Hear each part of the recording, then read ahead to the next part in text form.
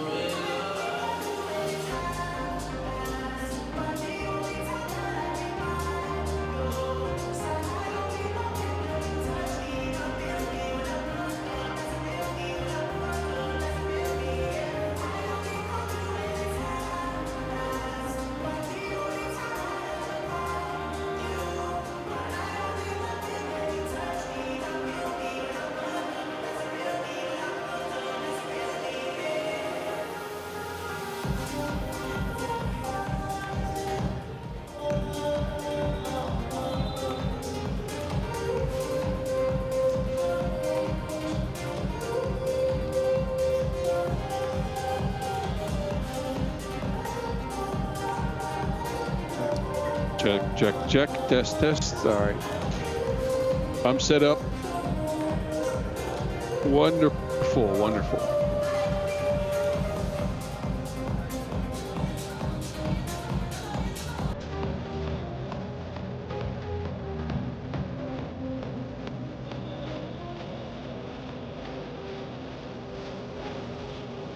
Oh, that's wonderful. Cool. I'll just run through my intro. You ready? Hello and welcome to 3x3 Super Week, right from the heart of Nordrhein-Westfalia here in Bochum, Germany. It is the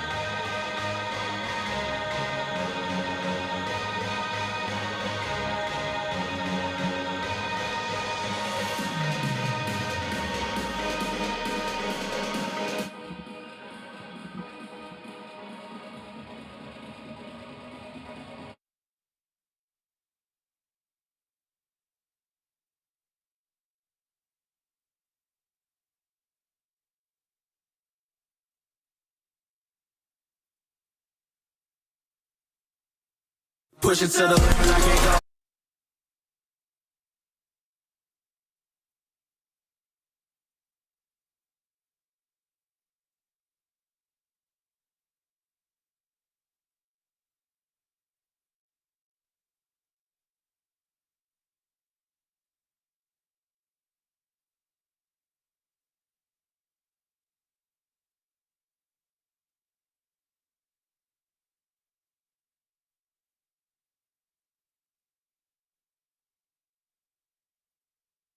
Push it to the limit, I can't go no more.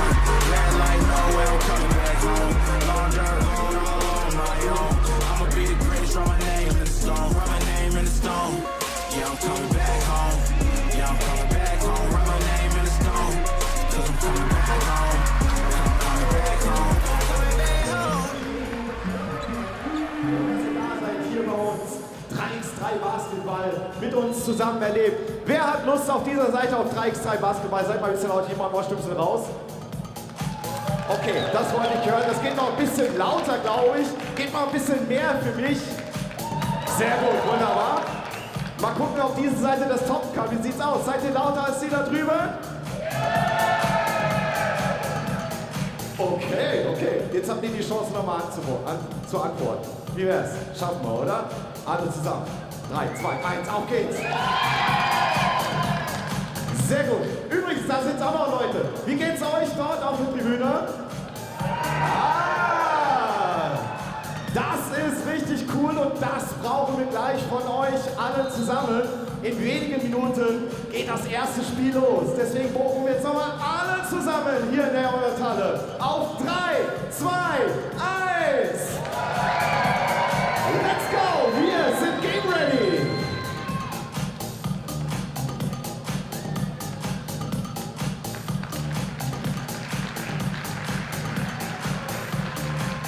Schon mal ein großer Applaus für die Teams. Hello and welcome to 3x3 Super League week right from the heart of Nordrhein-Westphalia here in Bochum, Germany. It is the premier German Super League that kicks off its third and final stop in the Jahrhunderthalle with teams from all over the globe battling it out for a spot in the FIBA 3x3 World Tour. And not only that, we've got the Wheelchair 3x3 Super Cup and a Women's Series qualifier as well for your viewing pleasure. So stick and stay with us right here for the best 3x3 action this weekend has to offer. And it's time for some introductions. I'll be your host for the upcoming 2 days of action. And my name is Boz Rosendahl, aka the 3x3D Mountain, a former 3x3 pro turned commentator. And I'm happy to be a part of this dope event in Bochum. You'll hear me all weekend for the games from right around now until 8 o'clock local time tonight. And when I say games, I mean all games. We got 14 10-minute sprints for you today to decide most of the knockout field for tomorrow. 3 tournaments happening simultaneously throughout the next 2 days. And one of those 3 kicks off right here and now. The Wheelchair 3x3 Super Cup with a bag of prize money on the line for the 4 participating teams. And we will dive right in with our first matchup. ASV Bonn against Kieler Wieler. And here are the team's introductions. Actually, I apologize. It's Essen versus Bonn. This is Team Essen coming out right now.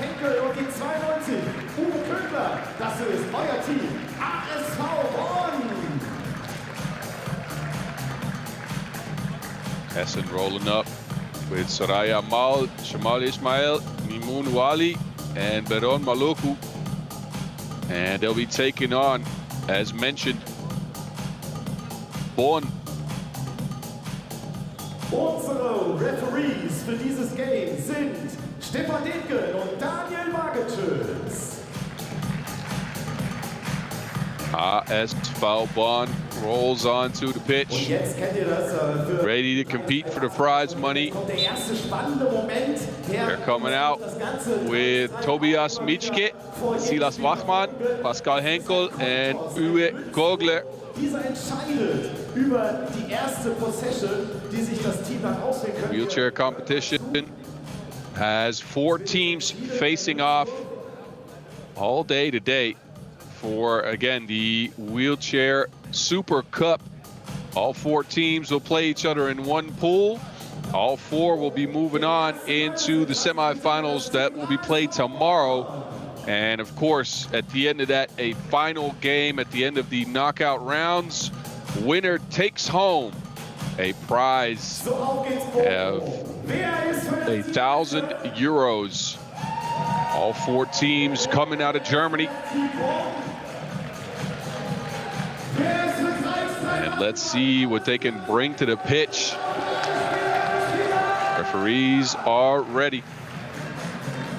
Stepan Detkin and Daniel Wagenschutz will be referees in this one. And we are ready to kick 3x3 Super Week off. And I say Super Week, we've been here for just a few minutes. We're only here for the weekend.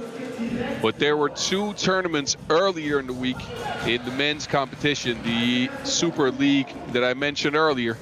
Both those tournaments played out, one last weekend, one throughout the week, with the same squads that you'll see here today. The wheelchairs, they're pulling up for the first time all week. And the Women's Series qualifier is a first-time event this week as well. Super dope that this event is hosted in Bochum, Germany. And again, a first for the Rhine-Ruhr area.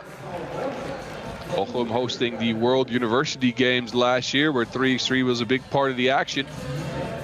And this tournament happening as a result of it. They've embraced this game at 3x3, that's for sure.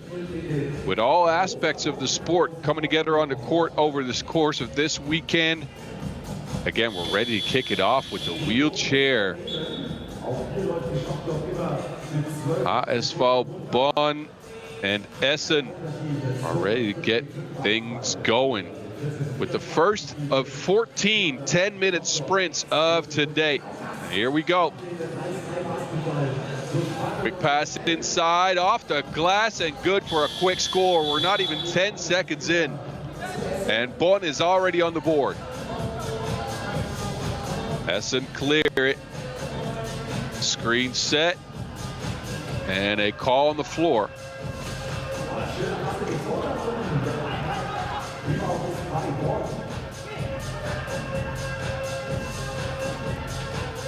Possession back over to Bonn. On the move yet again. And a quick score.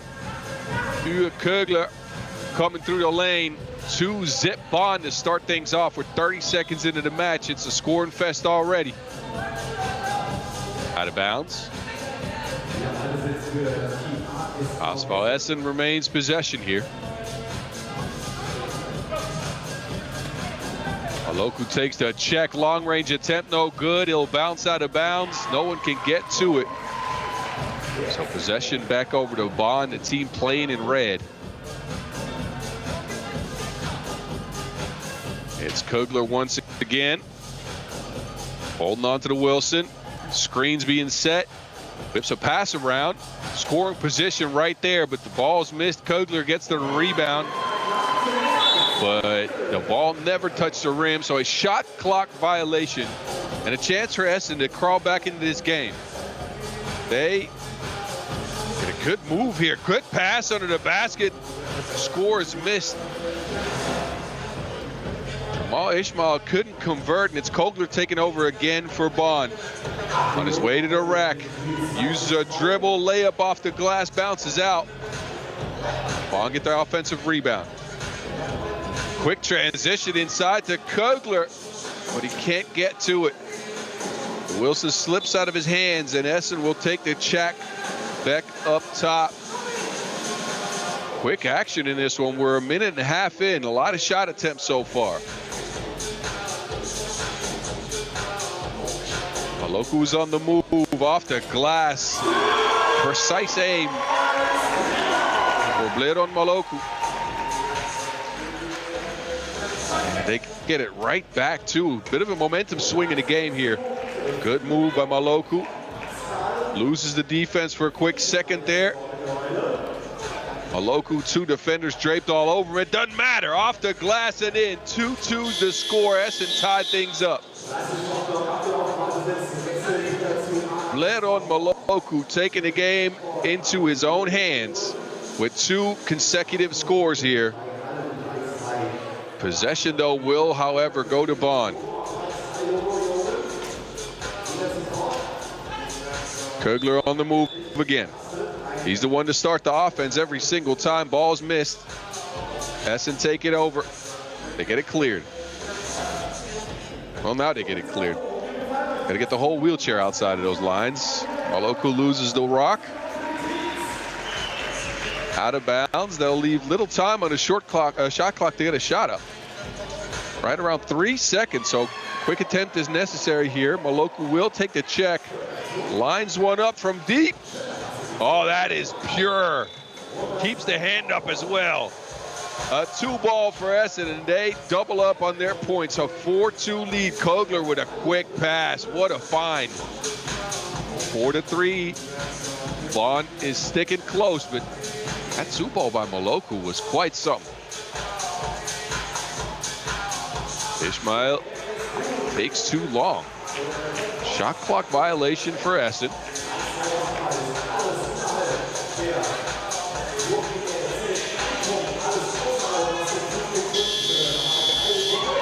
Kogler. Leave him open from afar. Why not? Taking a shot. Offensive rebound is tied up. Jump ball situation, and in that case, the ball, the Wilson, will be rewarded to the defense. So Essen will take possession here with Moloku lining up yet again. He's been the main factor on offense, scoring all 4 points for Essen so far. And leave him sort of open yet again. He's got to look. Why not? Moloku. He's got a personal 5-0 run going here. Quick transition by Bonn. And a foul on the attempt. Free throws coming up. And it's Pascal Henkel taking him.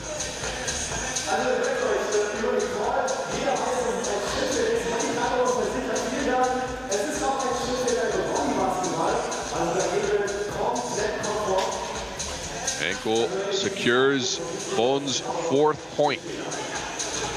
So this game is tight. 5-4. Moloku get fancy with it, turning around into an open look from range, end of the shot clock. Moloku again. He is on fire. The man's got all the points for Essen and is unconscious at this point. Kogler looks like he got open. Contested though. Essen take it. Quick move by Moloku to go baseline. No one near him. All by himself. Reverse layups missed though.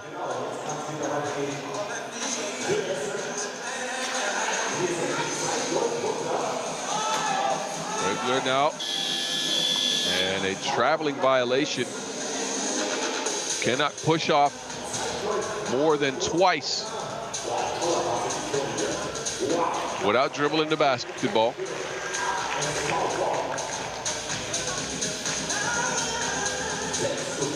Essen will take it.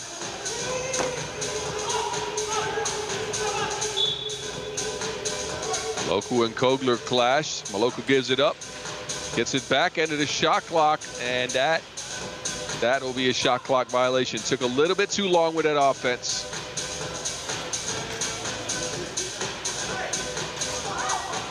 Sportsmanship here. Helping Henkel back to a seated position. But it will be Bonn possession here as the crowd is pouring into the venue. They are enjoying this. If you're close, come in. This is a dope event so far. Moloku again for Essen. The main bucket getter. He's got all the scores. Quick break, but he can't shake Kogler. Pass inside, a contested shot. Forced up due to the end of the shot clock. Those 12 seconds will run upon you fast. Kogler, deep pass, quick find, score underneath for Bonn.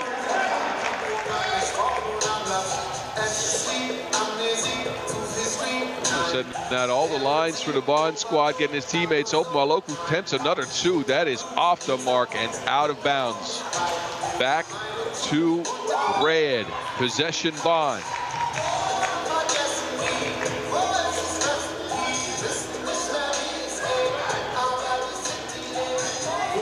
Kogler again looking to pass. A contested shot there. Henkel couldn't convert. Essen take over. Quick transition into Moloku. He breaks. He steers right around the defense, up and in. And he continues his scoring spree. Leron Maloku has been special in this one.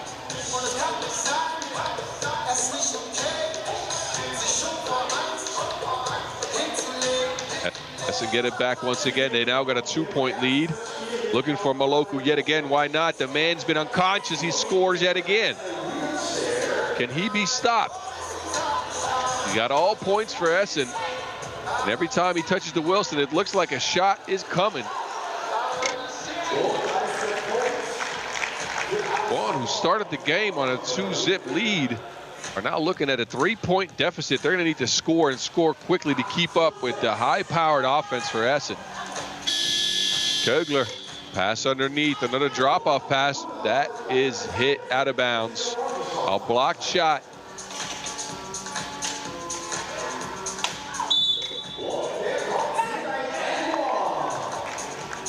Michke is telling the referees that he got hit on the arm. They're not budging, though.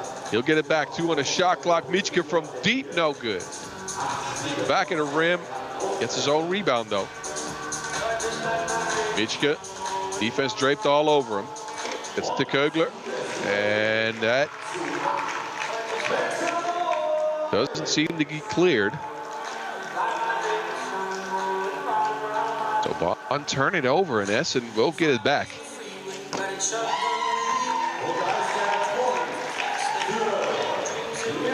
Look with the quick move yet again. Dump down pass. Good find, but a miss.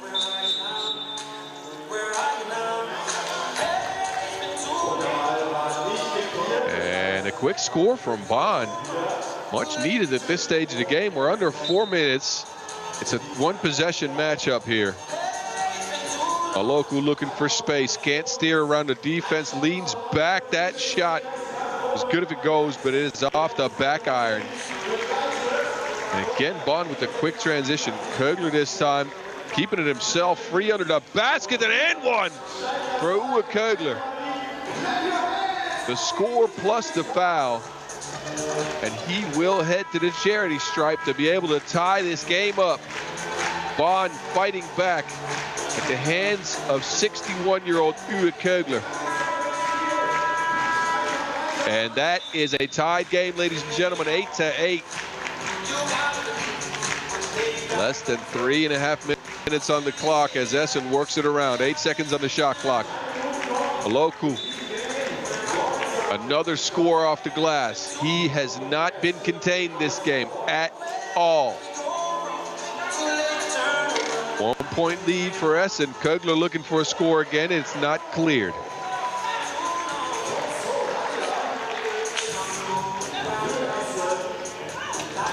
Turnover on Bonn. Essen back in possession.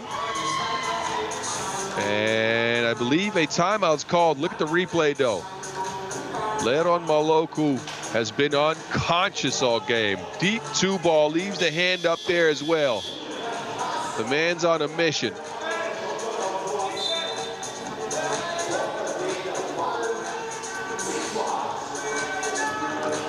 Look at the moves from Maloku, who is deep in his bag in this one.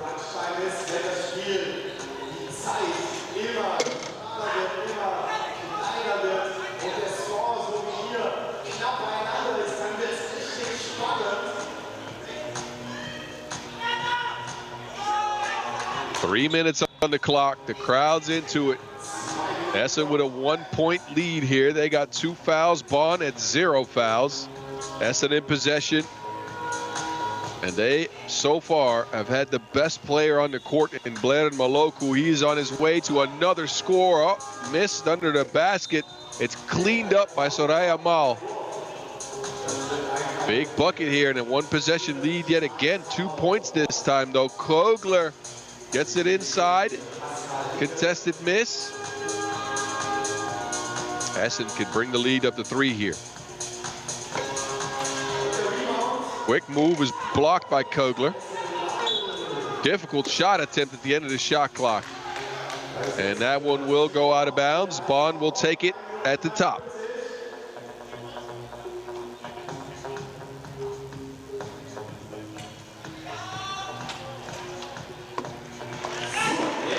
Kogler takes the check, drives in, shot no good. Front irons it. Time's running down. We're at the 2-minute mark here. Essen again could bring this to a 2-possession lead with a score here. Quick pass inside, but it slips through the hands of Ismail. He was all by himself. No one home on that pass, but he couldn't squeeze the Wilson. Back to Bonn we go. Kogler operating from the high post there. Pass inside, difficult look, and a foul as Pascal Henkel leaned around the defense and got hit on the arm. A free throw coming up here as that's the 3rd foul on Essen.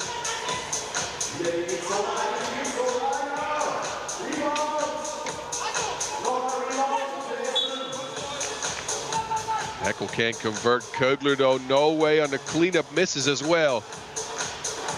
And then it rolls out of bounds, so Bonn will get another shot at this, but this was a clear opportunity for a score that they've left hanging there. And they're going to need a bucket here. Kogler from the free throw line. Pure. 61-year-old brings his team back to a 1-point deficit, but now he has to guard Maluku, who's been exceptional in this one. This time around, though, no good. Mitchke takes over. Pass inside. Kogler's there. Give and go with Hecker. Henkel, I apologize. But Henkel with a big, big bucket here, tying the game up at 10 apiece, under 1:30 to go. Tight contest. The substitute now coming in for Essen. Ismail will take a seat, and they get Wally on the court. Aloku to Wally, fresh in the game. A dump-off pass is missed. Second attempt, no good as well, and then the ball goes out of bounds. Last touch, Imun Wally, number 32 for Essen. So Bonn, after being down for most of this game, are now in possession of the Wilson with an opportunity to get ahead. Look at that, backdoor cut, no good. Mitchke leaves it short. 60 ticks left. Aloku slowed down a little bit as of late, but there he is again. That pure stroke knocks down a mid-range jumper. 11-10 to score. Bonn looking for action. 3 seconds on the clock. Kogler past the defense. Score won't count. That is a foul on Essen. I think the foul was before the shot. Smart foul, preventing that score. So Bonn now has to start offense again at the top of the key. Kogler. Inside. Henkel, no. Mitchke leans back off the glass and ties the game 11 apiece. This is a tight one. Ball's picked up and moved around. 3 on the shot clock. Maloku from deep.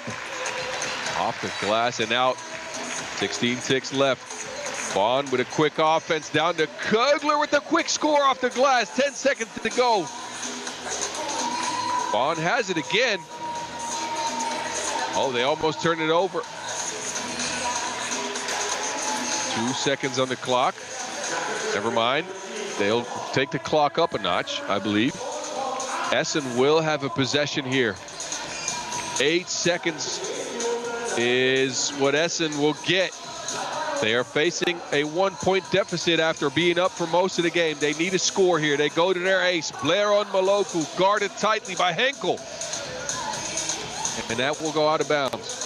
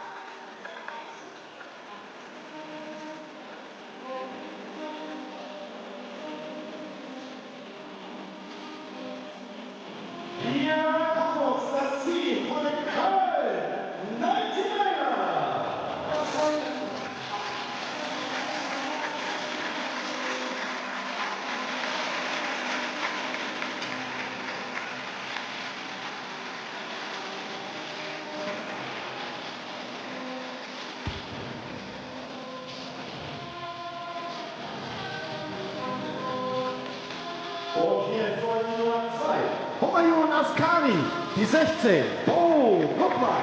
Die 54, Chris Arnolds. Und die 64, Timo Bergenthal.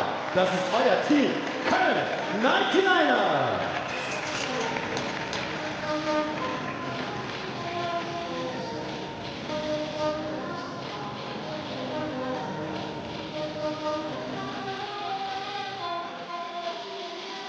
Und hier ist das weitere Team. Hier sind die Kieler Wiener.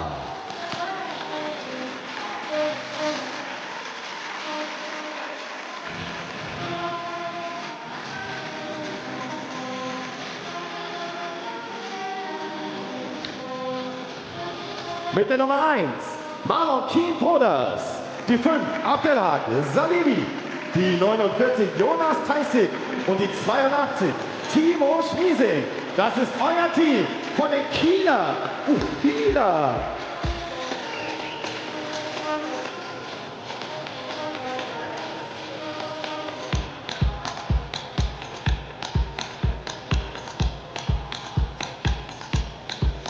Unsere Referees für dieses Spiel sind Daniel Wagenschütz und Stefan Detke.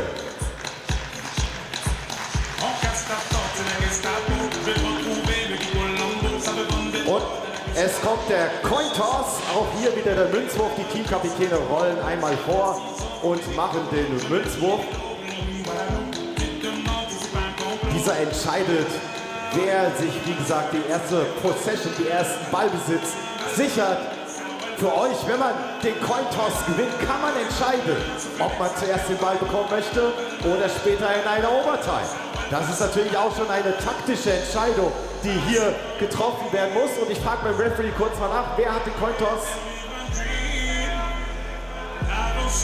Die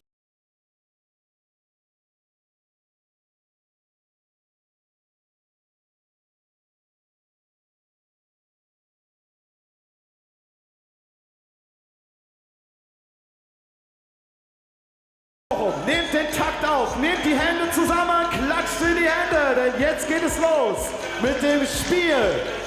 First to 21, auf geht's!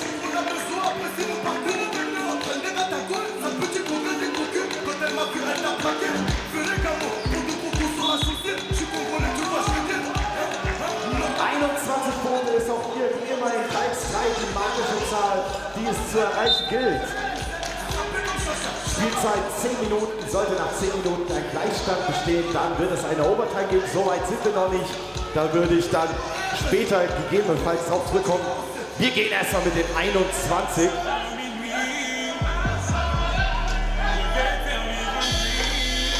Oh, das war ein starker Pass auf die Nummer 1. Von den Kieler und der Marlon Keen Brothers für den Punkt.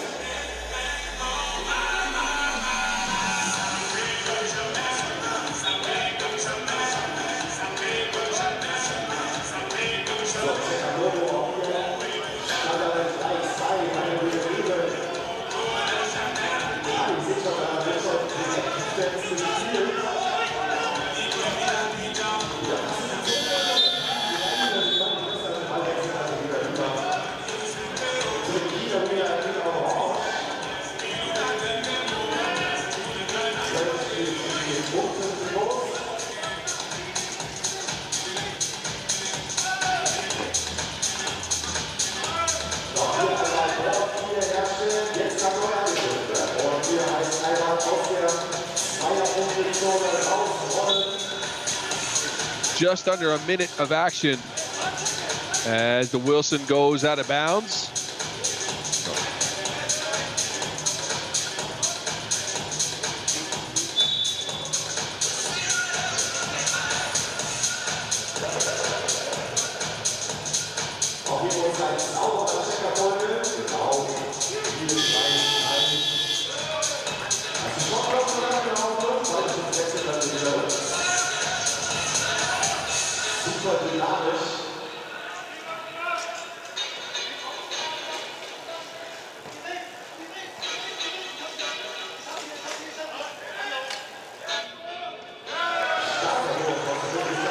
Mid-range jumper is good. And the Kieler Wheelers take a 2-zip lead over the Köln 99ers. Get quick transition going here towards the basket. Contested look off the glass, no good. Rebound Kieler Wheelers. They get it out. Ball is cleared.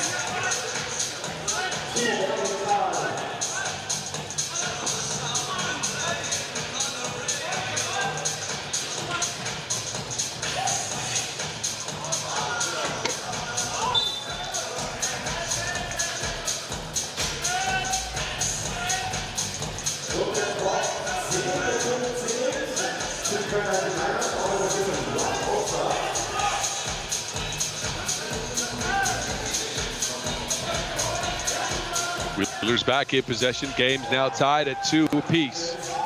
Pass is snuffed out. Köln takes over.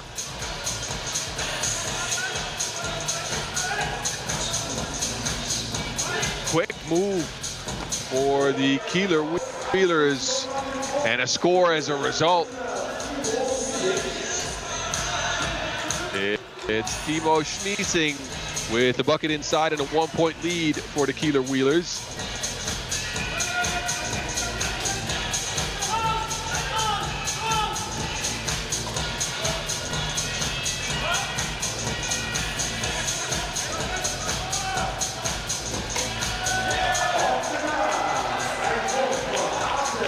And another score. The Kieler Wheelers are off to the races, 4-2.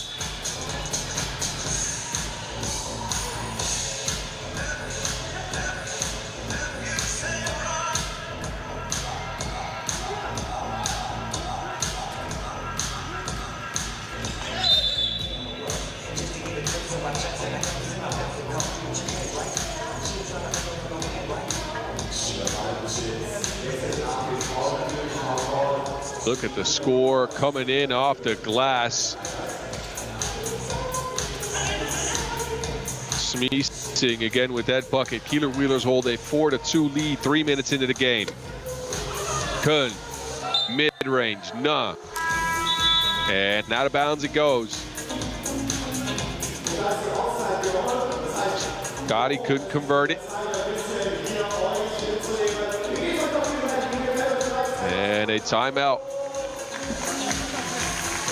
Köln looking to set up the lines here.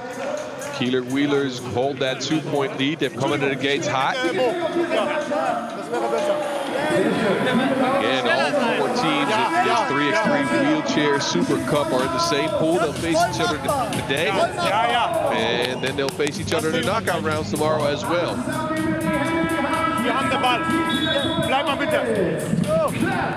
€1,000 on the line as far as prize money at the end of this. That's at the end of action tomorrow.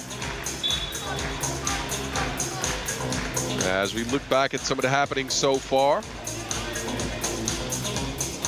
Quick hands there, by the way.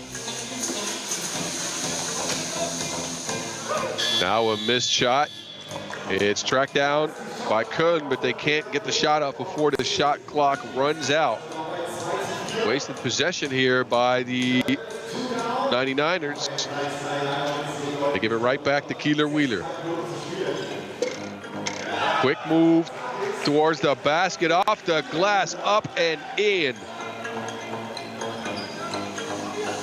Big bucket.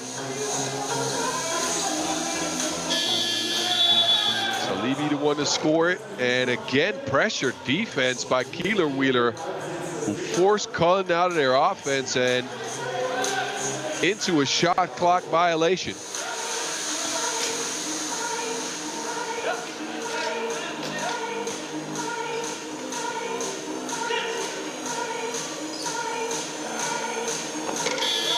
They pass it under the basket, and another bucket off the glass. Haq Salivi with a couple of quick scores. 6-2. The Keeler Wheelers are up by 2 possessions, and another difficult pass, but this time it makes its mark. Scotty with the finish underneath the basket, using that length. Missing on the move. Took a little bit too long setting up that offense.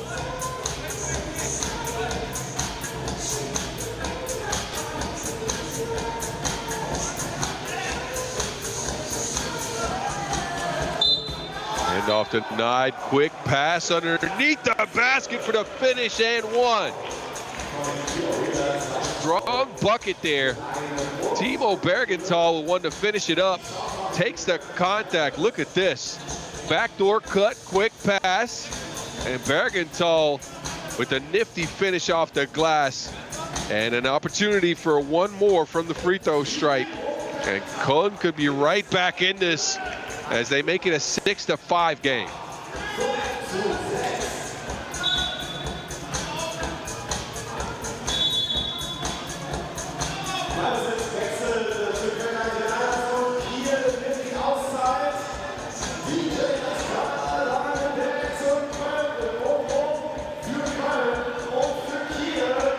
Timeout on the floor, 5 minutes and 23 seconds to go. Keeler Wheeler looked like they were up comfortably with a 6-2 lead. But Köln storm right back into things.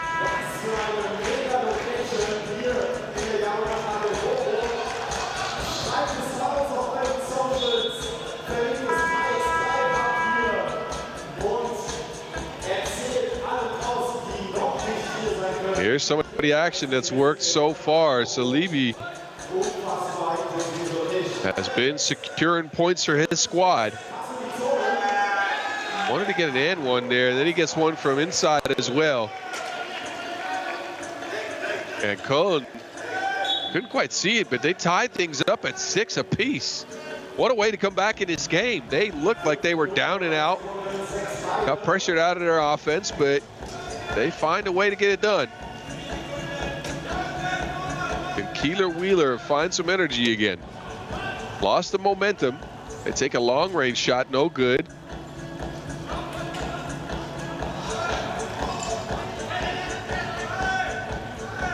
Couple of moves by Bergenthal.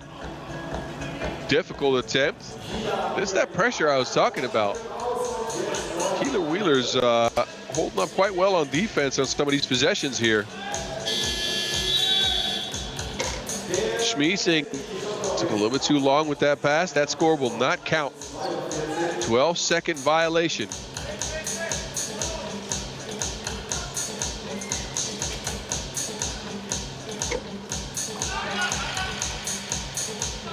Shot no good. Can he track it down? He is out of bounds. Brookman couldn't quite save that. Possession back over to Keeler Wheelers in quite an even matchup here. Same thing we saw in the first game, where we saw Bonn pull ahead in the final seconds. This game also quite the nail biter. Check ball top. And a sub for the Keeler Wheelers.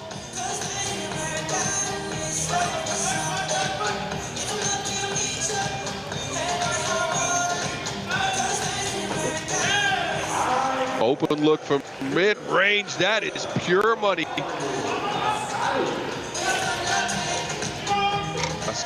Scotty getting that shot up. Schmiesing can't get it. Back to Köln, who now hold a 1-point lead. They are on a 5-0 run right now. Scotty again, quick pass. No good. That's a block. Good hands there. As Jonas Teisig snuffed out the shot attempt. And we are under 4 minutes, and you know what that means. TV timeout. An opportunity for both teams to get the last tactical adjustments going for the final stretch of the game here. Du misst, As we look back at some of the happening so far. Du bist rechts, okay? Auf der Seite. Weil ich links runter bin. Look at this. Mir da oben den High Screen. degree of difficulty on that Pick and roll. score. Wenn du den Ball hast, haust ihn drauf. Schauen wir mal. Ja. And you can hear the fellas. They want to use the pick and roll action to get some open looks. That has worked so far. All the individual moves against Kieler Wheelers have not.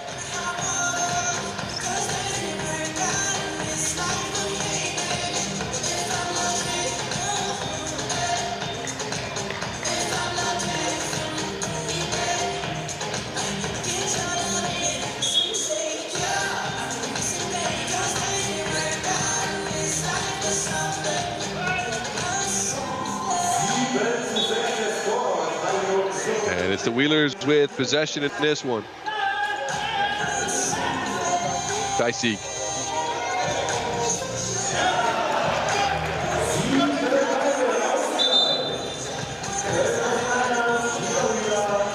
Game tied at 7 apiece.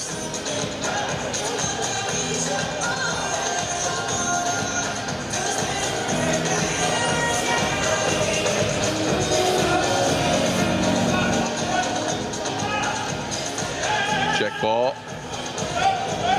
Salibi with a tight defense. Doesn't matter though. The mid-range assassin gets it back, but Scotty couldn't quite squeeze that one.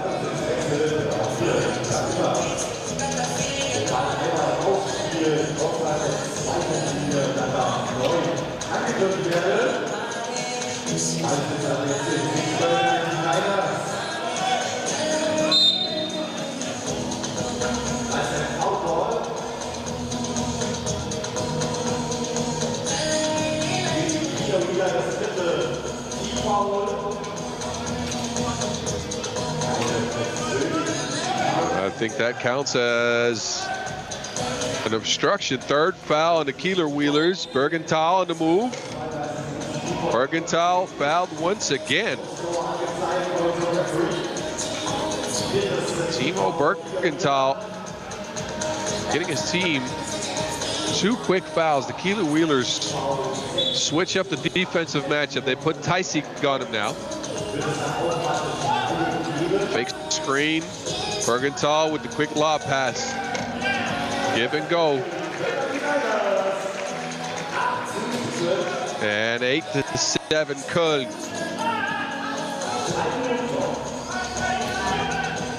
Schmiesig left alone, mid-range jumper. Rolls in and out. That looked like it was good, but no money on that one. Turnover on Köln. Schmiesig takes over. Pass under the basket. Tysiek keeps his wheelchair up, but no look for a shot. He was stuck under the basket.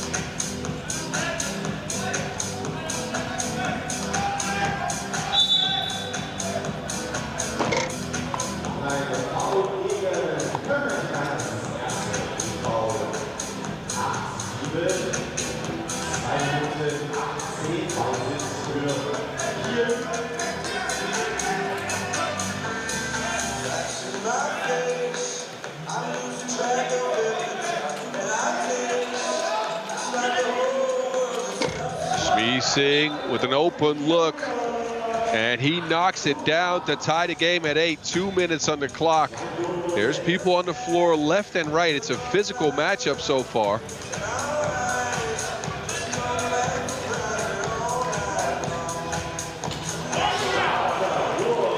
Bergenthal with a mid-ranger. And Köln again with the lead. They've been the sharper team in the most recent possessions. You can see that here. Wide open look for Salibi, and he cannot convert. Meanwhile, Ascari's on the move. Ascari turns the corner, but hits the bottom of the backboard. That'll be a 12-second violation.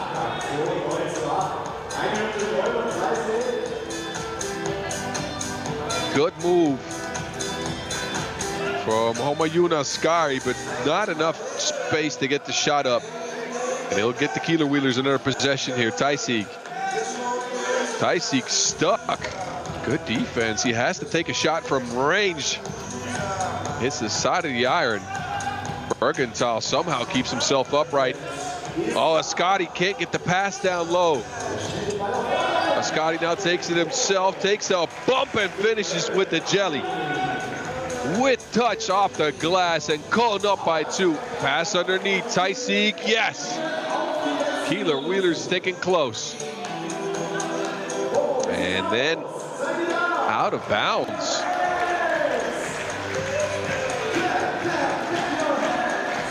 Keeler Wheelers get it right back. Just over 60 seconds left in this one. A timeout's called. They want to get together and talk it through.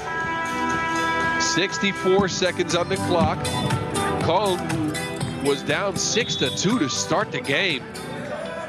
Have gone on a 8-3 run since, and now taking the lead 10-9. Keeler Wheelers trying to stabilize, trying to get a score here. To stick close. Want to get as good a seeding as possible today to go into the knockout rounds tomorrow, as all 4 teams present will feature in those.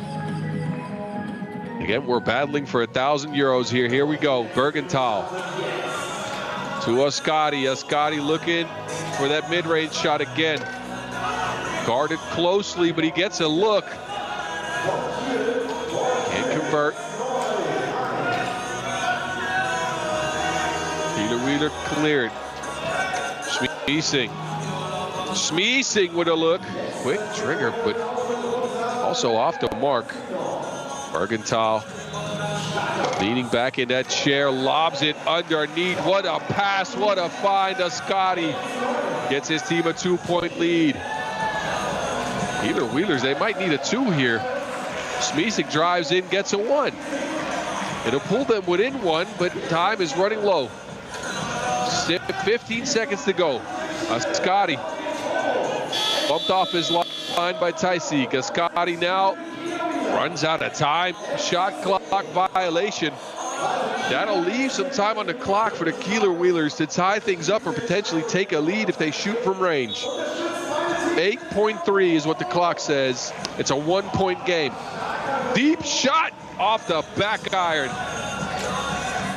Salibi, he had the look, he couldn't convert, and it'll be the Köln 99ers to take this one. They didn't start the game off right, but they fought through, got the scores they needed, got the stops they needed, and they pick up a W here, 11-10. In a nail-biter of a game. Both these Wheelchair Cup games have been super tight, and this one no exception. But it's Köln that take it.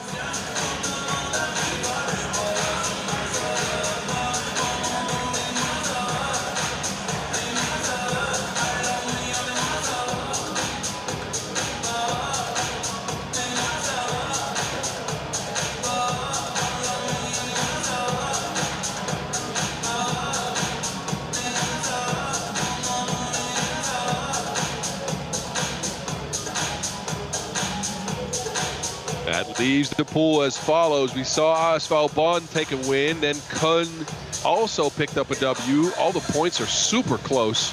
ASV Essen and the Keeler Wheelers left without a win for now. We will see them back in action a couple of hours from now, and we'll see ASV Bonn and the Keeler Wheelers match up. That will come. You enjoy the highlights of this game before we shift our attention over to the Super Week Men's Super League Tournament. The Skyliners out of Frankfurt and Hagen kick off the action. That is up in just a few minutes. Stick and stay here. where it's at. You should know I got it in the bag.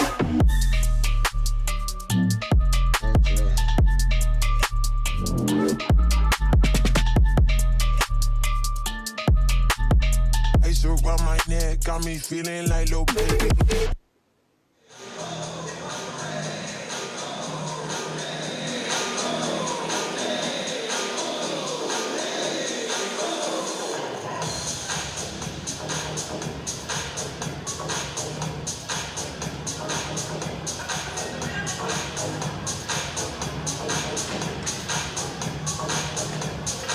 Los geht's, hier kommt das Team der 3x3 Skyliners Frankfurt. So as mentioned, we shift our attention to the men's tournament. With a ticket to the World Tour in Vienna on the line, we have played 2 stops earlier this week. Those stops won by, well, one of them at least was won by this team, the Frankfurt Skyliners. They come out with their roster for this stop: Leon Vertieg, Florian Wendler, Kevin Bryant, and Niklas Kropp.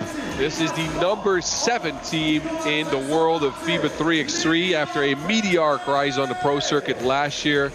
They are also German national 3x3 champions. They won a World Tour last year. They won a Challenger last year. They placed top 4 at the World Tour finals. Do I need to tell you more about them? They are one of the best teams in the world. They play at their own pace. They'll use a lot of ball screens, and they've been sublime. They come in with an 8-1 record. After those first 2 stops, they've won the second one, and they'll be facing off with Hagen. Hagen, consisting of Karl Mamadi Dia, Jalen Fuda, Phil Hartl, and Malik Touré. Hagen, so far, not as good a week.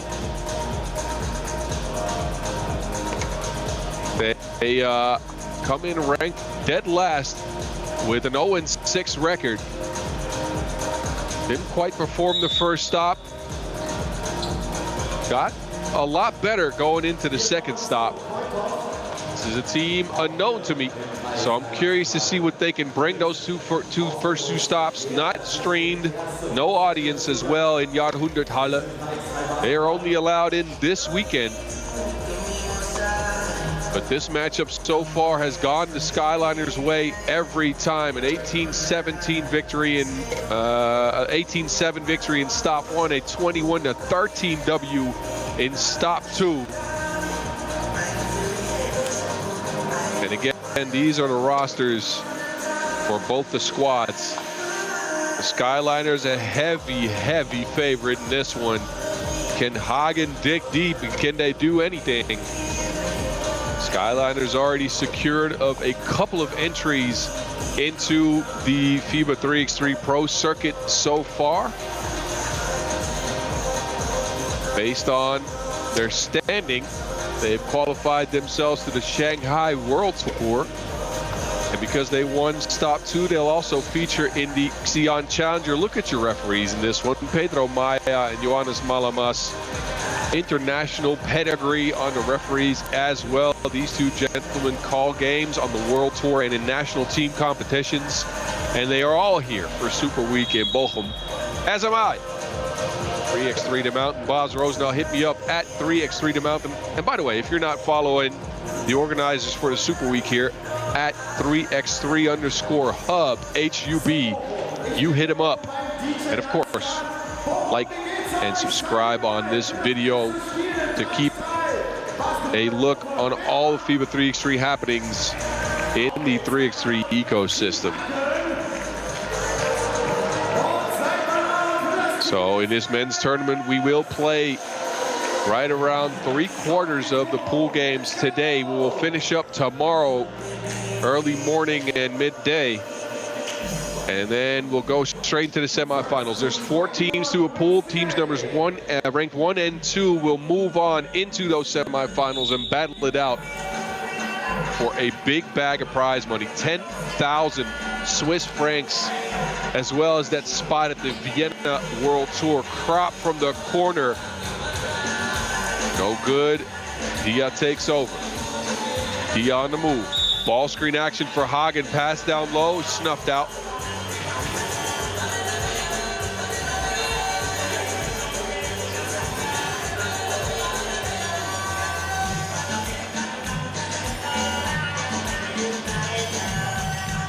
Take a check here, 12 fresh seconds. They get it down low. Kick out. Dia, 2 ball, off the mark. And it's Fatigue taking over.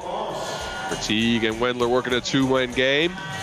Double screen action, Fatigue down to Bryant. He loses it. Dia takes over.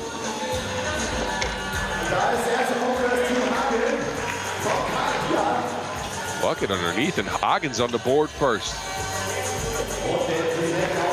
Wendler, all business-like. Dia. And with the screening action, Dia this time keeps it himself. Offensive rebound, Hagen again. Hartle, difficult shot attempt. Hagen's been dominating the board in this one so far. They've gotten a lot of extra opportunities leading to that 2-ball splash from Dia. 3-1 lead, but Leon King comes right back. Fatigue. Skyliners get possession back as well. Fatigue, another look at 2. It trickles out. High-paced game so far. Dia on the move. Wendler extends an arm. That's a foul.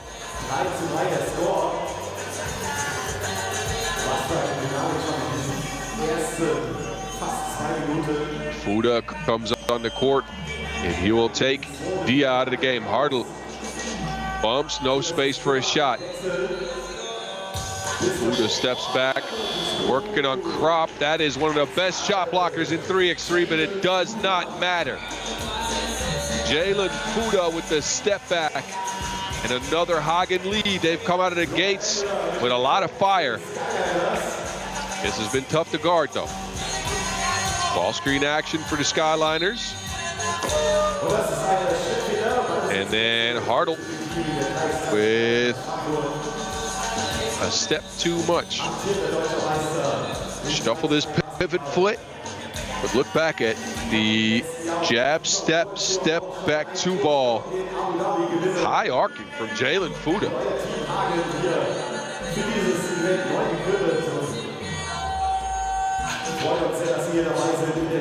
Hagen, again, they have not won a game in the first 2 stops, but they've come out here with some fire. Krop, no. Fuda tracks it down. Teray tracks it down. The shot's off the mark, though. Krop. Whenever Fatigue sits, he will be the main ball handler. There's Bryant cleaning up the mess. 5-5 we stand, and the Skyliners take it over. Bryant now, deep look, no. Wendler somehow saves that inbounds and finishes it. On Wendler and all the guys on the court. Again, a big part of that meteoric rise in FIBA 3x3 last year. Krop, a much improved defender and a good shooter to boot. 8-5 after that 2-ball make. Fuda no good on one-on-one take. They go back to the pick and roll. Krop even deeper this time. Again, Wendler snatching the boards. He is controlling the glass. Shares and cares, and Krop will go to the stripe after the TV timeout as Hagen has to expend a foul to stop him from getting the layup.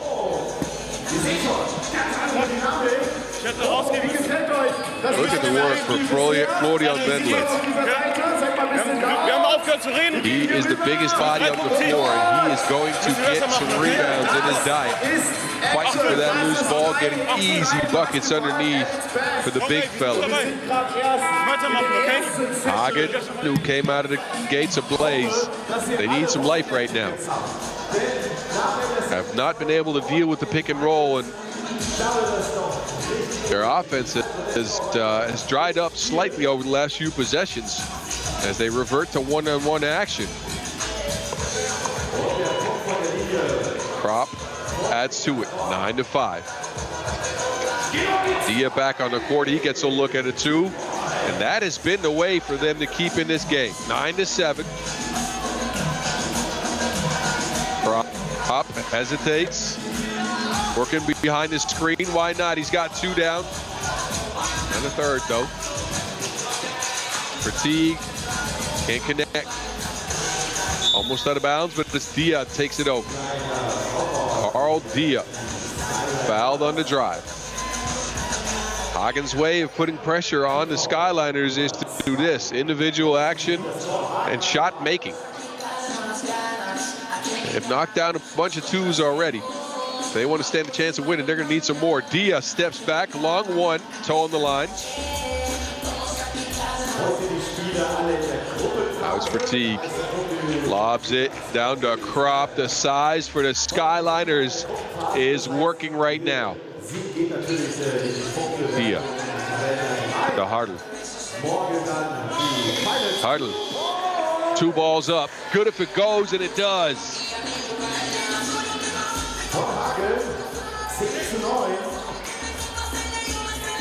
Skyliners offense has been buzzing. They're getting all the looks they want. And all the offensive rebounds they want, apparently. Krop, another one, same spot, it trickles in. Nicholas is crop dusting out here. He has got his 3rd 2-ball of the game down already. 12-9 for the heavy favorites and #1 seed. These Skyliners out of Frankfurt. But so far, credits to Hagen. They have stuck around, backed by some shot making from long range. Look at the surgicalness of this offense, though. Pick and roll. If nothing's there, Krop rotates to the top, and he will spray in a 2-ball. Bryant takes it with himself. Big bucket for Kevin Bryant.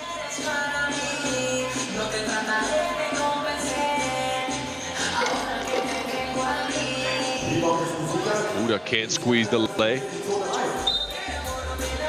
And once again, the Skyliners looking to position under the basket. That size is troublesome, is leading to a 4-point lead right now, especially after that miss. Jalen Fuda looked like he was open for that layup, but just couldn't quite get it to go down. Fatigue underneath the basket. No, back to Krop. Another one. Barely missed. This time Krop opts to drive. And you can see why they call this man the 3x3 unicorn. He's lengthy, he can shoot it, he can drive as well.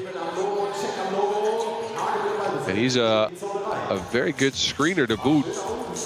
Improved his defense a lot by last year, specifically this, the contests and the shot blocking. Now he gets open, 2 balls up. Bang, bang, Nicholas Krop is on one in this one. He's got 8 points already. Did he pull up? Malik Teray doing something back for Hagen, but they can't keep up with this offense, especially if Krop's shooting like this. Fatigue, kick out, Wendler, end of the shot clock. That came too late. 12-second violation.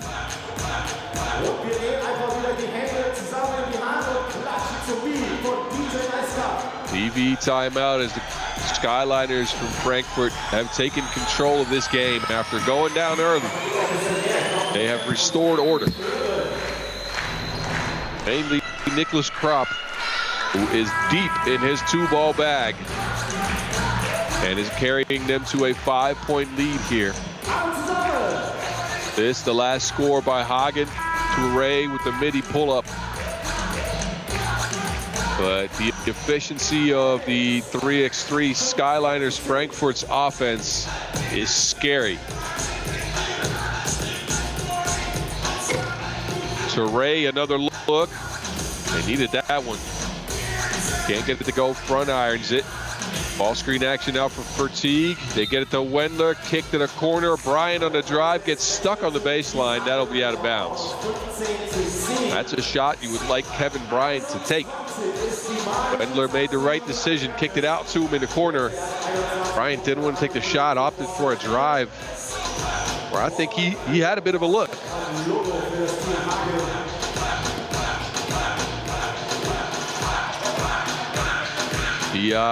To Harden. Harden trying to shake Krop. Has to shoot over all that size. Side iron, no good. Two balls gone dry a little bit here for Hagen. And Krop, meanwhile, is just going at them every single time.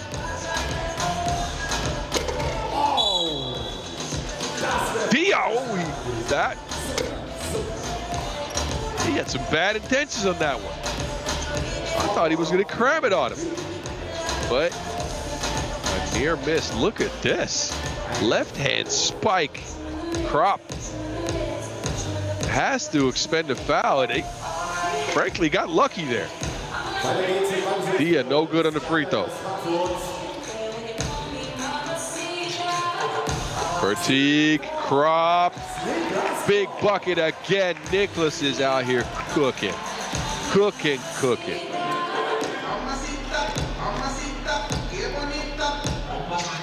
Erdl? Yes. Hagen does some back, but with 2:36 on the clock, they need a miracle if they want to keep win this game. It might start right here with a turnover for Fatigue, a quick foul on Krop.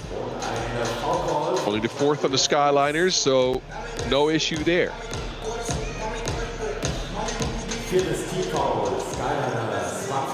This is a take foul from Krop. We wanted to stop the action and reset. Toure, no. This is Toure's first stop. Wasn't a part of Hagen in the first two.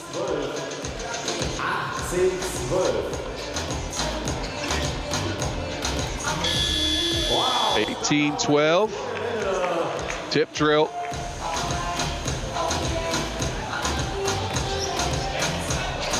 Bryant, quick hands. Somehow it gets to Wendler. Not sure if he meant that, but I'm sure that's how they drew it up. Yeah. 20-19, the Skyliners in possession. They could close the game out on the bucket here. Fatigue down to Wendler, kick out. Bryant steps back. Kevin Bryant is fouled on the attempt and will head to the free throw stripe. Two chances at 21 points.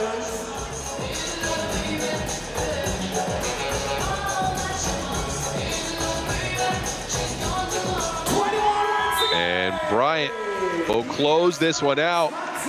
The 3x3 Skyliners from Frankfurt take it. They went down early. Hagen showed some fight, but then the favorites put on like Jeezy, and they get a W here to start their campaign in Bochum, as they're looking to get another World Tour spot locked up. Kevin Bryant with the final shot, but it was Nicholas Krop who throughout the game kept on going. The man was unconscious. 21-12, Skyliners Frankfurt.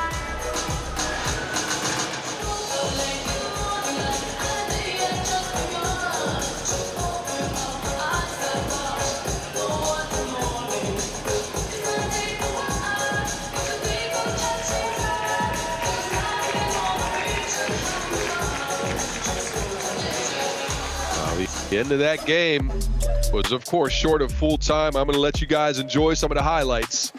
We got a short break coming up. Next game on deck, Jumpshot, Singapore and Warsaw. That one's slated to start at 2:05 local time, so right around 14 minutes from now. Stick and stay right here for all the 3x3 action you'll want today. Don't know how to act.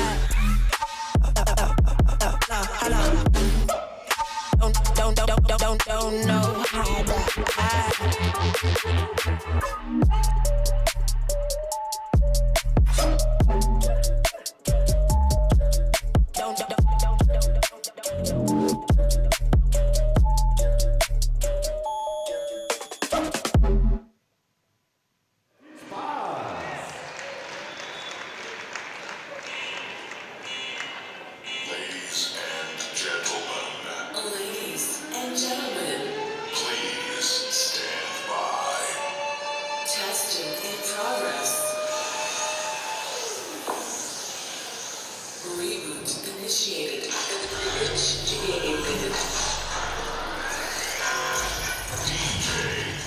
Hagen. And now, Please welcome.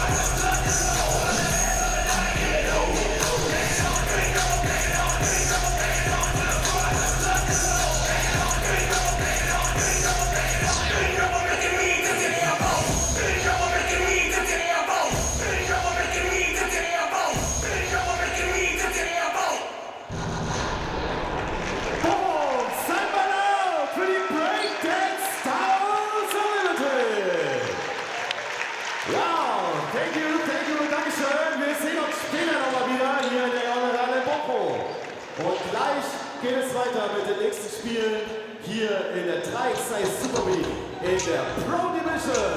Stay tuned!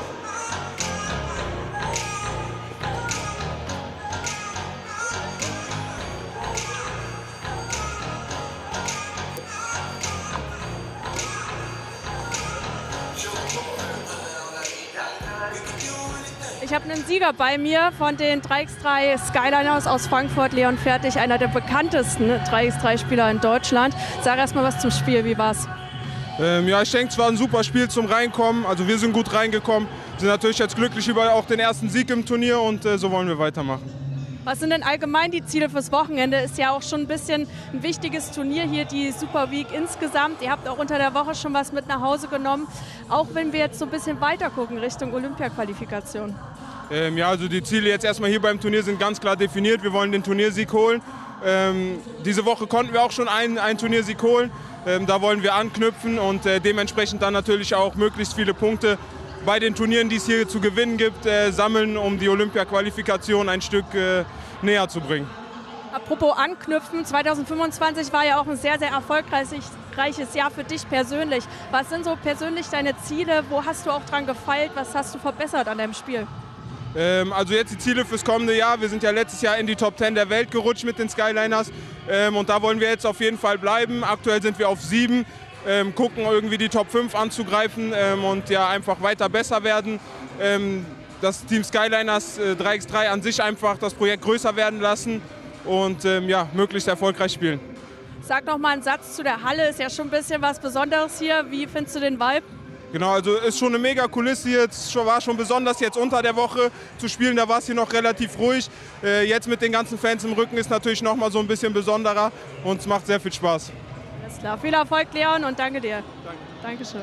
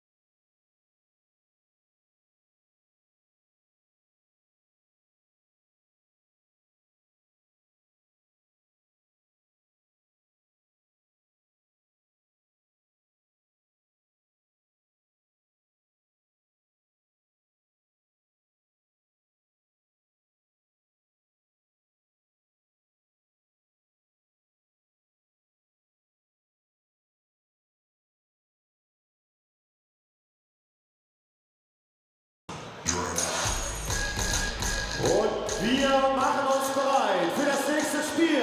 Hier kommt The action of 3x3 Super Week continues as we shift our attention to men's Pool B. Actually, never mind. We stay in men's Pool A with Jumpshot Singapore meeting up with Warsaw. This is Jumpshot Singapore.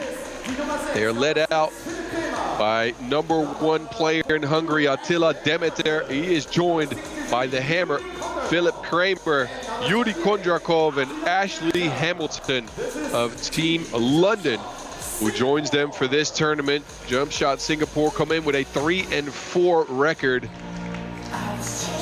and have not gotten to the finals of a stop yet. They're looking to get there though. But they will face some stiff competition in Pool A. We just saw Hagen as well as the Skyliners, and now they face off with an Olympian, actually a couple of Olympians. Warsaw with a 3-4 record. They bring the polar bear, Adrian Bogucki, standing 7'1", 2 meters and 15 centimeters. He's joined by Damian Kruzinski, Adam Wazinski, and of course, Przemysław Szamoyski, Zipo, a two-time Olympian both in Tokyo and Paris in 3x3. Here's your referees in this one, Henny Froelich and Finn Brunner, I apologize. But look, Warsaw, they're on a path into the World Cup this year. Poland is hosting in Warsaw, and they are looking to get a team going in that regard. They brought this team to several tournaments already. This squad played in the Basketball Thailand International League just a month ago, won that, and now they're here in Bochum in the Super Week. They have also not gotten into the finals of a stop yet after playing 2 stops earlier this week. They have fallen short, but the matchup right here has been the one to watch for. Singapore and Warsaw are 1-1, 21-18 in favor of Singapore Jumpshot in the first stop, and then Warsaw took it 21-11 in the second stop. Winner of this matchup has gotten the second in the pool so far. So it'll be a contentious matchup, that's for sure. Can Demeter get them going? The combination between him and Kramer, pick and rolls into Oblivion. Hamilton as well, a leaper from London. But Warsaw got all the size of Bogucki under the basket. You can see him right there. The man is measured at 2 meters and 15 centimeters, and he doesn't even have hair. That usually gets you an extra half an inch. Both teams get their last tactical adjustments in. But that is the man who's going to have to deal with Bogucki's size. And there's Zibo. Przemysław Szamoyski. He's been around the game for longer than I can remember, frankly. 39 years of age. Two-time Olympian Zibo, and he's looking to lead his team to a W here. They get it to Bogucki. Kramer gets it away from him, though. Kondrakov. There's Demeter looking to attack. Kramer can't squeeze it. You can clearly see the outline of what the teams want to do. Poland, they want to get, or Warsaw, rather, they want to get Bogucki positioned under that basket. Pick and roll here with Bogucki with the two-hand spike. The polar bear flying through the lane. Kramer now looking to operate, no space. Out to Demeter, forces up a 2 at the end of the shot clock, no good. There's Bogucki yet again, left hand layup. Somebody has to deal with that size. It's not Kondrakov. He does not, however, have the foot speed to stay with Attila Demeter. Smart use of a foul, and the polar bear will take a seat.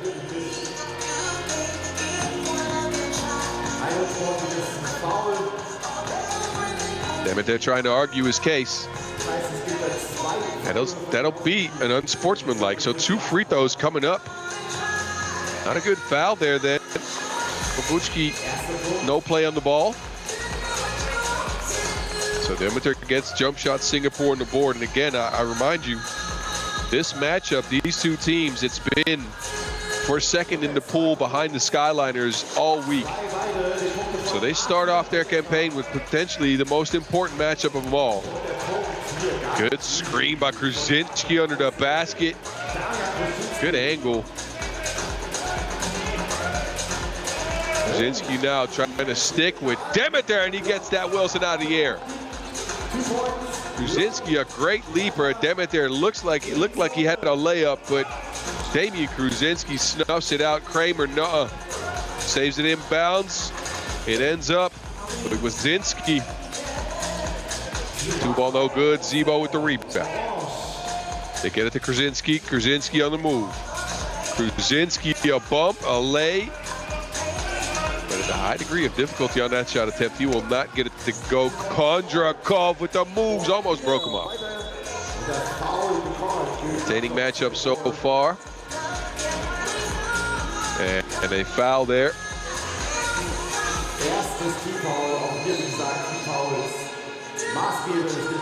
Look at Krasinski just rising up and getting just enough hand on that ball to take it out. Warsaw, they get Bogucki back in the game. Bogucki, yes, that is a bucket waiting to happen. The man is, well, he's not only tall, he's gifted as well. Hamilton is on the court for Jumpshot Singapore. He takes a two ball there. Smart shot. Saw the defense coming in and running into him. Takes the contact, and it gets his team 2 free throws. It's Krasinski with the foul there. 2 free throws for Ash Hamilton, who is the team owner of London 3x3. Last year it was London USA 3x3. Now it's Tea and Crumpets London 3x3. They've moved to be a team from Great Britain. All players from that nation as well going into the pro circuit this year, but a guest appearance here on Jumpshot Singapore. Love to see it. Krasinski to Bogucki, right on the money, but Bogucki's blocked. And then, well, apparently not just a block. Whistle on the floor. Look at the lead pass here, just on the money. Bogucki barely able to get to it, even at 2:15, and then smacked on the arm apparently on the way up. So the lefty on the strike. An orthodox looking shot. Short. And ball over to Jumpshot Singapore.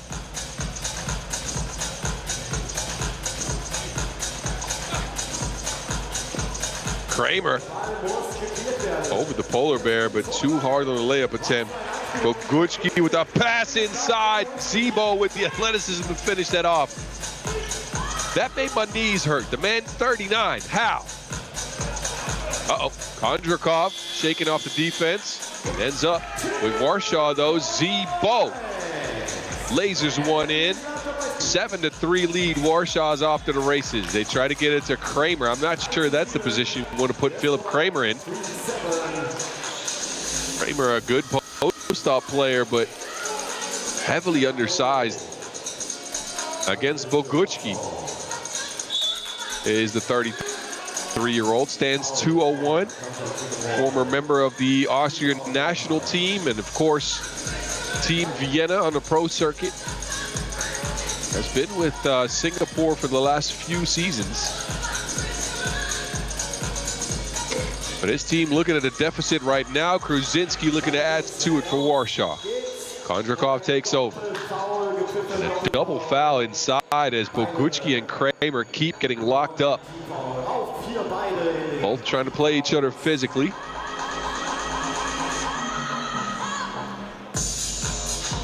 Team fouls a pop. We are just under 3 minutes into this second 10-minute sprint in the men's category. We saw wheelchair action early. We'll see wheelchair action later as well. No women's today. We'll see them tomorrow in the knockout rounds. Big shot by Demeter on the front of the rim. They're going to need those twos to start falling if they want to attack this Warsaw size. Foul inside.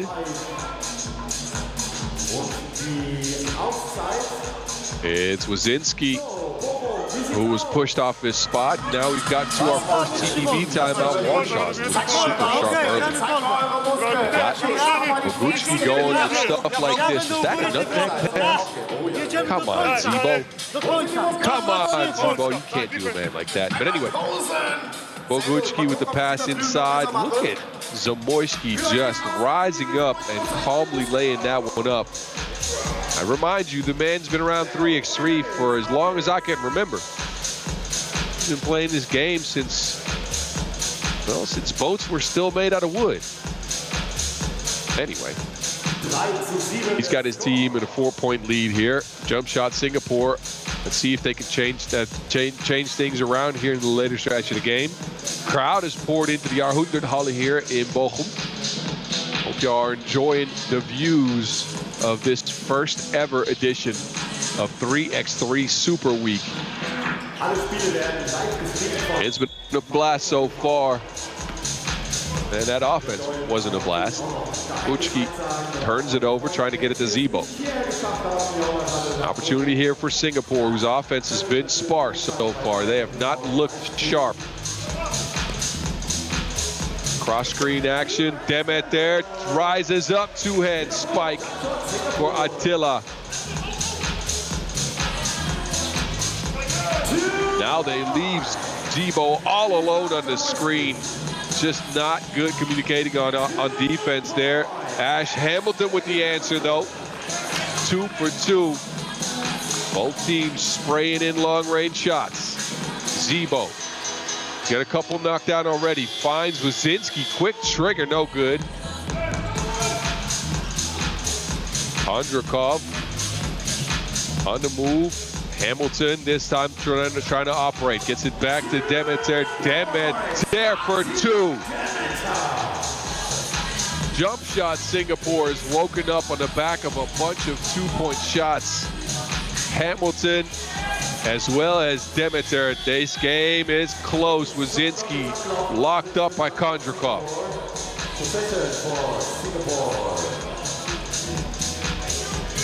Udi Kondrakov with the quick hands. He will take a seat. But his team's got the momentum right now, and they got the possession as well. Kramer back on the court. He screens behind up back from Demeter to Kramer. No. And he blew the crib. Great pass, great screening, but you got to get a layup like that. Wazinski to the rack, diverts the attention of the defense. I was going to say diverts. Anyway, he gets the layup. Warsaw up 2 again. Demeter again. The man is on a mission. 10-9 game. A lot of quick action here from Bochum. Both teams going straight at each other, knowing the importance of this game. You want to make it into the knockout rounds, and a loss here would make that very, very difficult. Kondrakov shakes the defense. No one near him, but he hits the front of the rim. Yuri Kondrakov with the big move, but no finish. Zebo can't squeeze it either. Now, Kramer with position, and Kramer blocked by Zebo. But a foul on the play. And Philip Kramer will head to the line.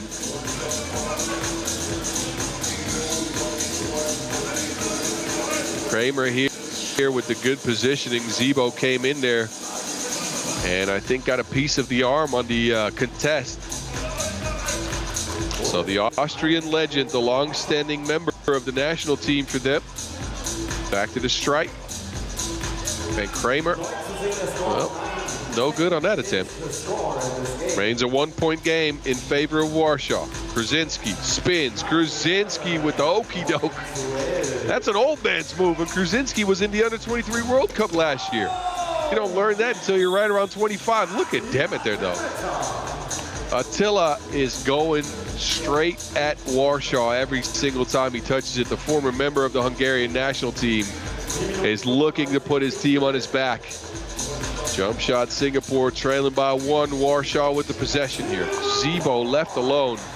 Communication on screens for Singapore has been not great.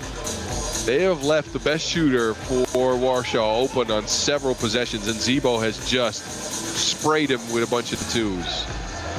They go over the screen here. That leaves Bogucki with a possession. Back to Zebo. No, Bogucki, offensive foul. Leaned into Ash Hamilton. So the Polar Bear turns it over. That's the 7th foul on Warsaw as well. Next defensive foul will give Jump shot Singapore a couple of free throws. Demeter off the screen. Hamilton's open. He finds him. Hamilton from range.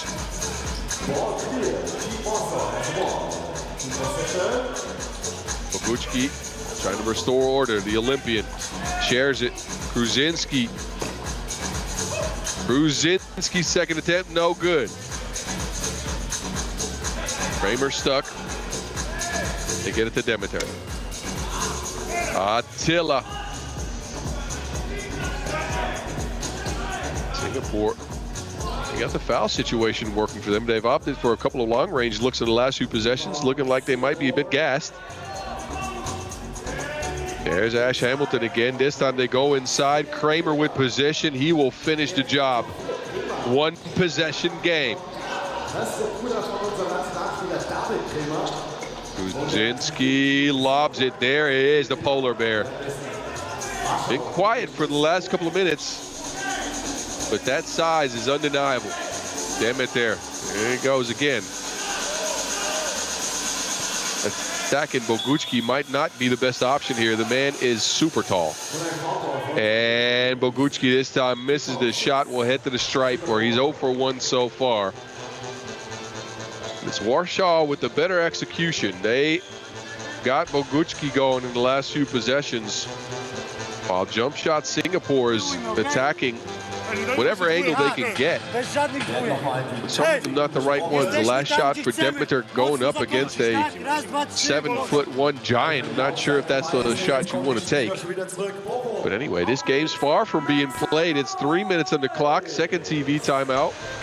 These are some highlights from the last game.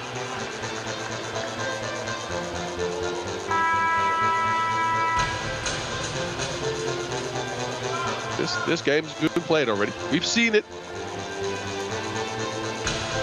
It was the Skyliners taking control in the midsection of the game to get Hagen on the back end. And now in that second game in Pool A, it's Warsaw with a 3-point, make that, well, never mind. It stays a 3-point lead for Warsaw over Singapore. Jump shot in possession here, Hamilton. Hamilton looking to attack Bogucki. Nifty move, but no make. Zebo back on the pitch. Gets a screen. Zamoyski with an and one. Big drive. And Przemysław Zamoyski with the strength to finish up that play. 7th foul on Jump Shot Singapore. So Zamoyski here will get 2 free throws to get his team a big, big lead. Look at the strength from Zebo and the dexterity to finish that one off. Please, somebody tell me where this man has found the fountain of youth, because I need me some of that. To be able to move like that at 39 is exceptional.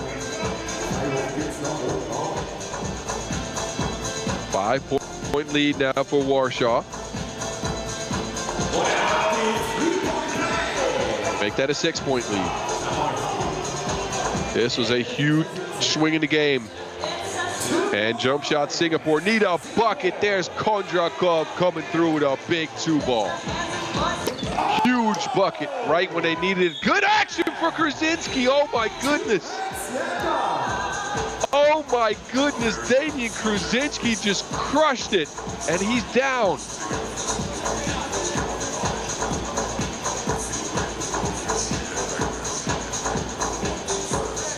Damian Kruzinski with possibly the dunk of the tournament. Where did he hit his head? Was it the rim?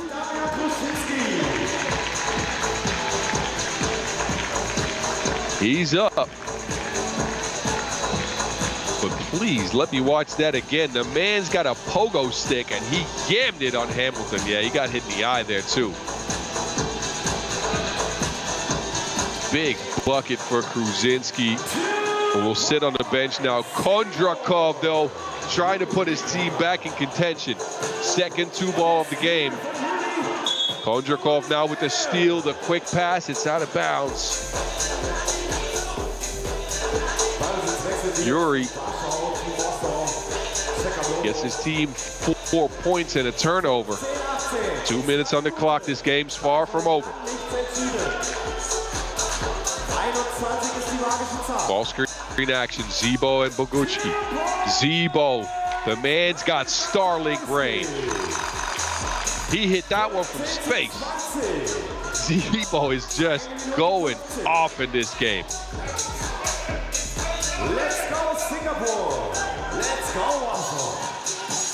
Przemysław Zamoyski puts his team on the brink of game point. Demeter, he'll do something back.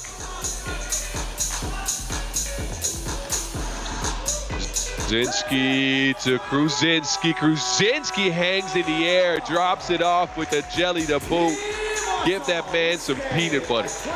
Warsaw gets the victory 21-16 on the back of Zebo Zamoyski at 39 years old, just leading his team. He's sprayed the place with a bunch of twos, got his teammates involved as well, and he shows why he is a two-time Olympian and looking to get his team geared up for that World Cup in Warsaw this summer. Big game for Warsaw, and again, this matchup so far has determined who's the second in the pool all week long, so they might as well have just locked that up. We got a bunch of games left though, don't you worry. Plenty of action to come from Bochum here from the Jahrhunderthalle, but Warsaw get a big W over Singapore, 21-16. We have a couple of minutes before we shift our attention to men's Pool B. A first look at Baskets Bonn Telekom as well as Team Brooklyn. We will see him warming up here on the screen, and we'll get back to you with the lineups and what this matchup means in just a few. Stick and stay right here.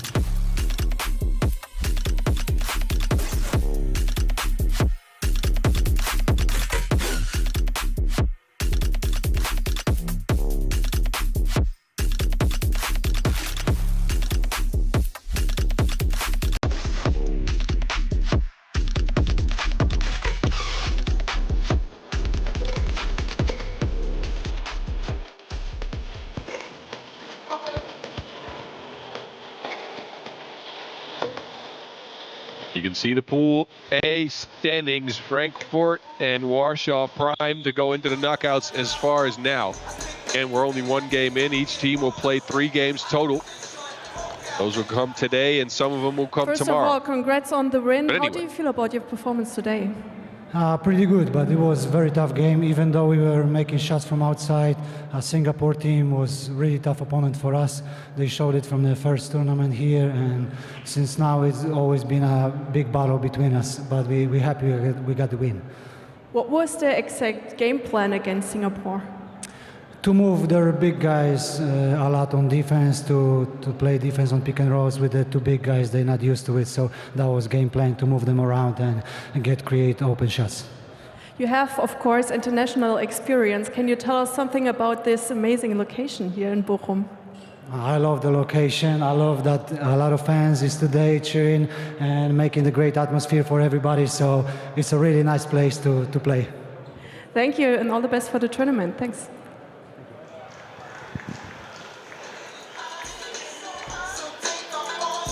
You heard the man, the myth, the legend, Zebo, with some nice words for the venue, which looks super dope. And with the game plan against Singapore, he said he wanted to make their big guys move. Well, move them he did with a bunch of points. Zebo gets a win, and we are ready to go into men's Pool B action. Our first look at Stop 1 winners, Baskets Bonn Telekom. Baskets Bonn Telekom, one of the top teams in the world. Right now, ranked number 16. They bring youth, they bring size, and they bring athleticism. They also bring extra muscles for Denzo Ajiman, apparently. CD Bekame with number 11, Leonard Schultz, and of course the future, Fabian Giesman with the number 23. The man is a straight bucket. He's back on the pitch for Baskets Bonn. His team was runners-up in 2 World Tour events in 2025 in Vienna, as well as in Ulaanbaatar. And 3 out of 4 gentlemen represented the German national team. Giesmann, Ajiman, and Bekame, all part of that team for the Europe Cup and the World Cup. They'll be facing off with a Brooklyn team that has not won a game. 0-6 so far. They bring Akeem Ellis, Jack Appleby, Austin Hill, and Roberto Colonet. Jack Appleby, the team owner. This is a sizable squad, as you can see. They bring the physicality. They've gotten better throughout the week. They actually played stop 2 with 3 people as Austin Hill was injured and trying to save himself for the finals here. Team Brooklyn played in 1 challenger event last year in Brasilia. Referees Pedro Maia and Finn Brune in this one. Team owner Jack Appleby. He is a content creator. You can find him on Instagram at HowToHoopForever. It's enjoyable content, trust me. But he brings his team all around the world to compete in 3x3 events with the hopes of questing their way from the streets all the way to the world stage. He wants to make it to the World Tour, and he keeps bringing his team to different tournaments. He played in the International Basketball Thailand event just over a month ago, and now he's here in Bochum, Germany. He's looking for more events, actually. He's looking to fly his team anywhere where he gets a shot at the World Tour or at a challenger. But they have some stiff competition they're facing.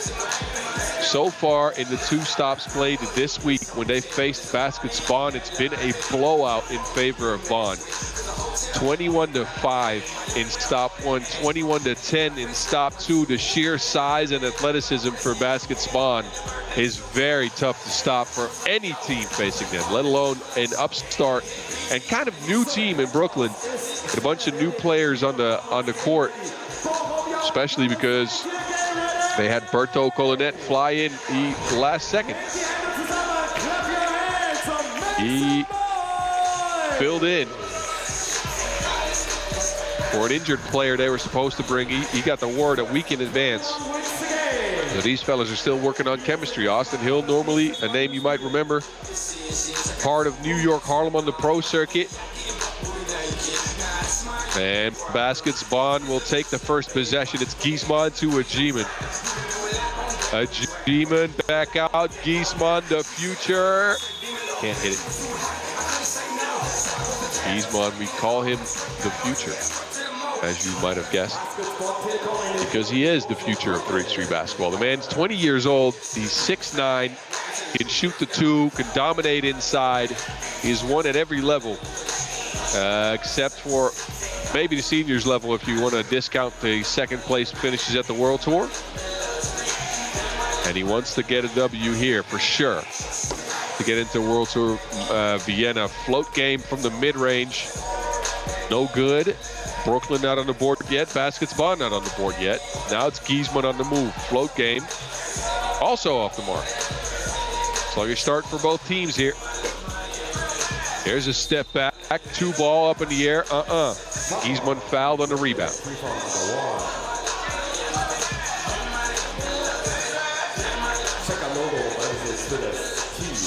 Giesmann sporting a bit of a different hairdo this time around. Gone are the long locks. Going with the small fro now. And Giesmann under the basket. Again, even though Brooklyn brings a lot of size to the squad, to this event, they are outmatched against the size and strength combination of this 20-year-old former MVP of the U17 Europe Cup, U18 World Cup, U23 World Cup. He's won at all levels. Trying to make his mark on the seniors now. And he has gotten Baskets Bonn's first bucket. Baskets Bonn, who come in, again, winners of stop 1. 8-2 record over the course of the last week. Appleby on the move.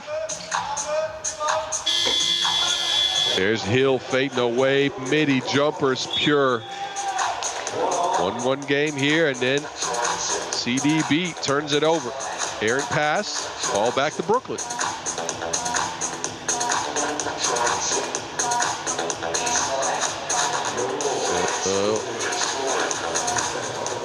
Screening action for Hill here. Hill pulls up, 2-ball money. Brooklyn up 3-1. And they leave a G-man, he can shoot as well. Denzel, though, no good. Traces down his own rebound. Giesman spinning, banging. Big bucket for the future. Avoiding all the contact and getting that spike to go down. Appleby, no space for a shot. Give and go action. He'll fade. Hit the side of the backboard. Bekai May with the big Euros. 3-3 game. Appleby can't get the 2. Hill knocked one down early. He'll knock one down again. Brooklyn showing some fight here early. 5-3. Austin Hill with a couple of big 2-point makes. As a matter of fact, he's got all the scores, but this man has been a problem inside, as expected. Giesman will take a seat now. Bekai May. Schultz operating up top to Bekai May. Give and go action. The chemistry.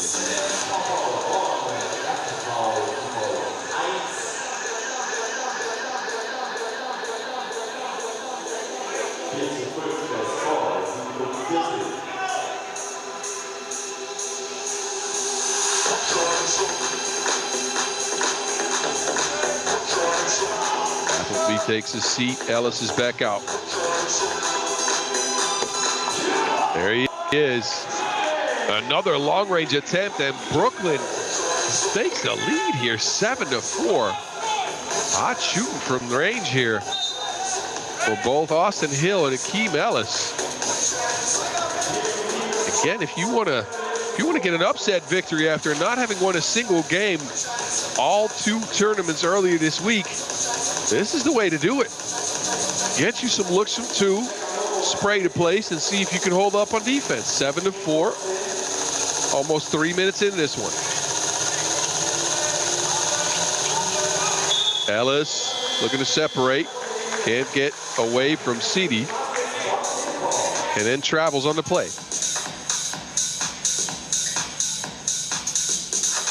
Clearly see this team is working through some of their chemistry issues, as they didn't look all too coherent on that play.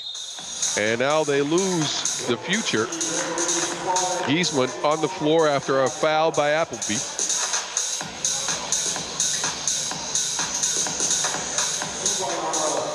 Giesman here, yeah, definitely fouled under the basket.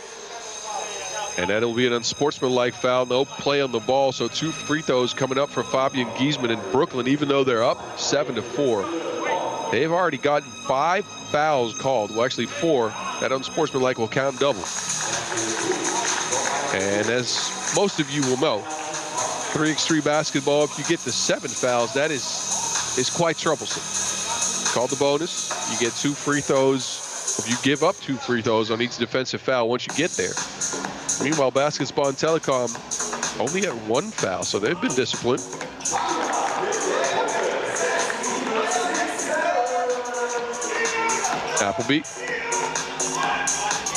Appleby down to Hill. Hill looking to move. He does. Doesn't mind attacking Giesman. Scores under the basket.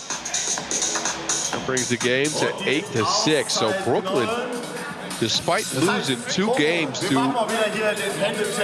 this basketball team pretty significantly earlier in the week.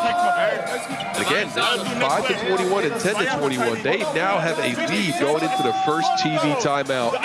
They're showing all the hustle, all the fight. Basketball looking to adjust. The offense so far has been Giesman. And that's it. And this is what's worked for Brooklyn. Austin Hill coming in with a couple of 2-point makes, then the bang out from Giesman. But he's doing it solo for now. Hill misses the shorty.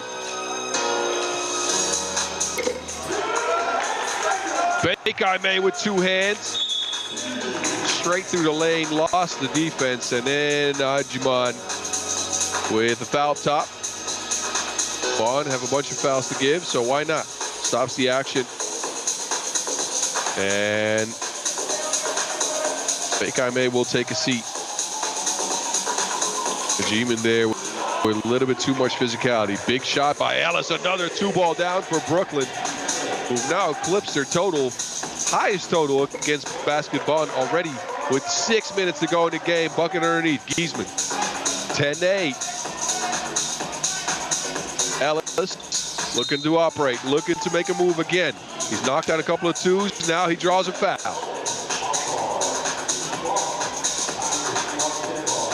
So Hagen Ellis to the free throw strike.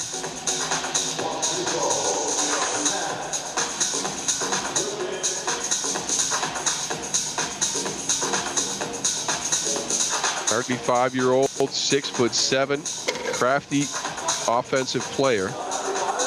Was a part of the team that Brooklyn sent to the Basketball Thailand International League. So he's built up some chemistry with the guys. Giesman, no. Squeezed by Ellis. Hill now on the move. Bonn is forced to foul.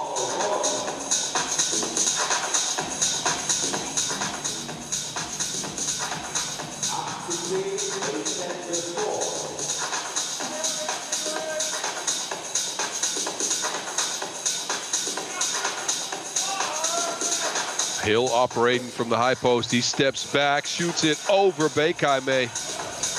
No good. Schultz snatches the board, and there's CDB. Hagen.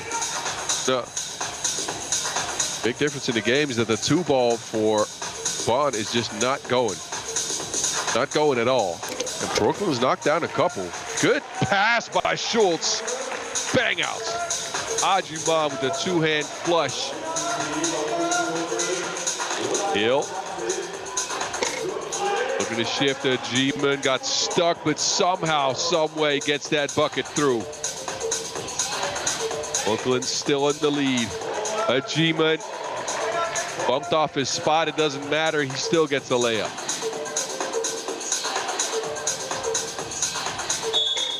Ellis.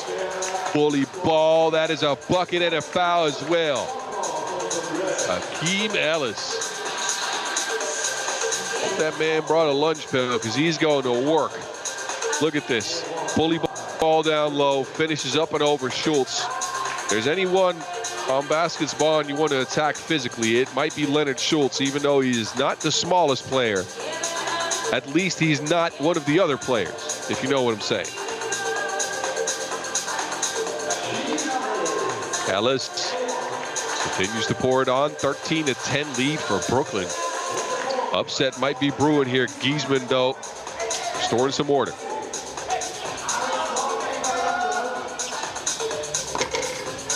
Hill. He's got 2 already. That one up and in as well.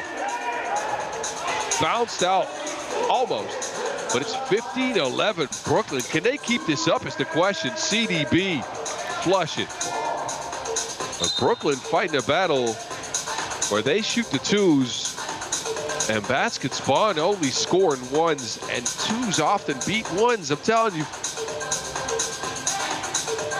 What an upset this would be as we watch CDB come through booming like Metro. Hill. Difficult look. It does not matter. Hands in his face. The man is unconscious. Turnover now. Bonn looking a little rattled here. This offense was a little bit disjointed. It seemed like they should have had some more time in the shot clock. But anyway. Hey, listen to me. Let's listen in. Everything's about defense. Everything's about defense. It's only about stops. It's only about stops. Let's go. Push through. It's only about stops. Come on. Together on 3. Together on 3. 1, 2, 3. You heard the man. It's only about stops. The defense is what's going to matter most here for Brooklyn into the last stretch. They've gotten the offense going. They've actually gotten the defense going to the point where Bonn is struggling to score. This would be a gigantic upset. Brooklyn, I remind you, is winless on the week in 2 tournaments as Schultz brings his team closer. Finally, a 2-ball goes down, but then a foul by Giesman, who launches Ellis into the boarding.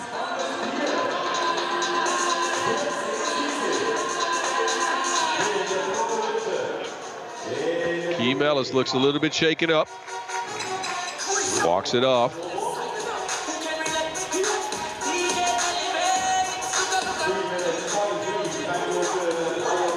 Ellis here out of bounds, hits the boarding quite hard. He will take a seat, but his team up 3. Can Brooklyn hold on, or is Baskets Bonn, the heavy favorite, going to come in and do something here? Off the mark on that attempt. They can't track it down either. Brooklyn looking to upset stop 1 winners and the number 16 team in the world, Baskets Bonn Telekom. Can Baskets Bonn find their groove? This is a team that relies on defense, that relies on athleticism. The defense has not been able to get Brooklyn into a stranglehold at all. Brooklyn is sprayed the place with a bunch of 2s. But I'll be frank with you. If Brooklyn wins this, it'd be a wild start to this Pool B action. Let's just say that. Beautiful pass here by Schultz, and the G-man gets the 1-point smash there. And that man, he's been a bucket for Brooklyn. Ellis back in the game. Looking to shake the defense. He's got a G-man all over him. It doesn't matter. Gigantic shot by Akeem Ellis. The score says 21. It's not that, I'll tell you. It's 19. But they are 2 points away from one of the biggest upsets in this entire week. Akeem Ellis with the separation and the drainage. And I do believe Brooklyn get possession back. This man's on a heater. Watch him. Schultz in front of him. Ellis. 2 points would mean Brooklyn win the game. Ellis looking to get it back from Hill. Hill now operating. Steps back. Hill no space for a shot. Good defense by Ajeeman, forcing the jump ball there. Denzel Ajeeman with a clutch stop for Baskets Bonn Telekom. A much needed break for them. But they need some scores, and they need them quickly. Under 3 minutes to go. Giesman to the rack, spins again, and is fouled on a shot attempt. It is Brooklyn's 6th, both teams at the bonus.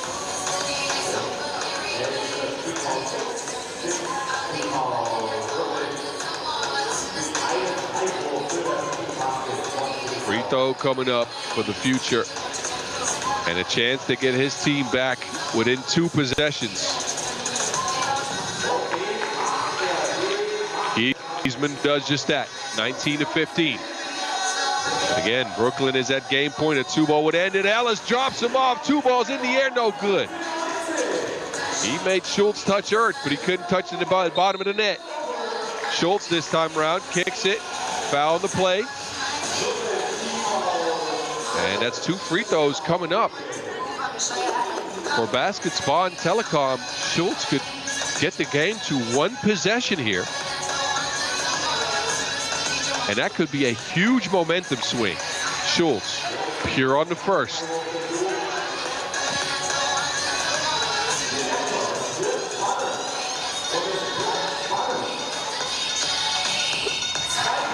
Big attempt here for Schultz, who gets his team back to within 2. Brooklyn trying to deliver the knockout punch here, but they turn it over. Uh-oh. Uh-oh. Brooklyn, now they're the ones looking a little bit rattled. It looked like they might snatch one here, but Baskets Bonn has grabbed the momentum. Colonet takes his seat. Applebee's back out there. Crucial possession here for Baskets Bonn. G-man from 2, no. But then Ellis, that Wilson slipped through his fingers. So Baskets Bonn will get it back.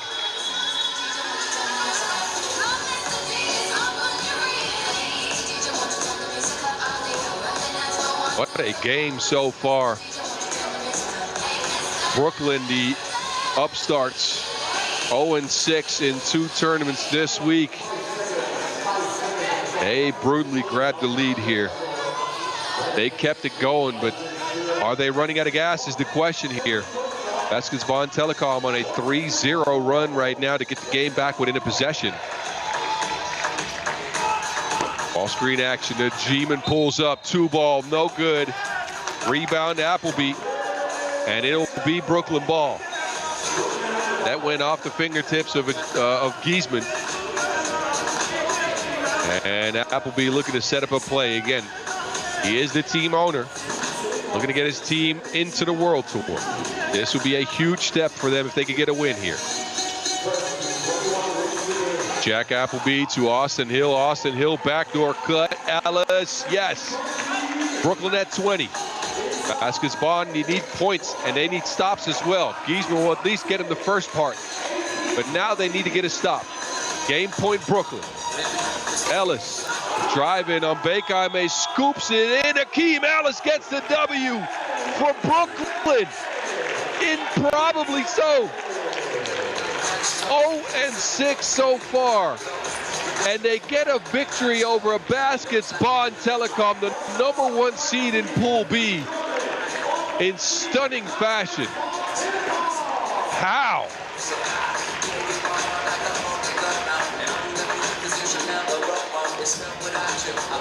Just how Brooklyn, on the back of Ellis and Hill, spray into place from 2 and forcing Baskets Bonn into only looks from 1. And Brooklyn get the job done. What a game. Watch the replay of the last one. Ellis scoops it underneath CDB's arms. That's a high skill play right there. And this Brooklyn team coming out of the gates with some fire.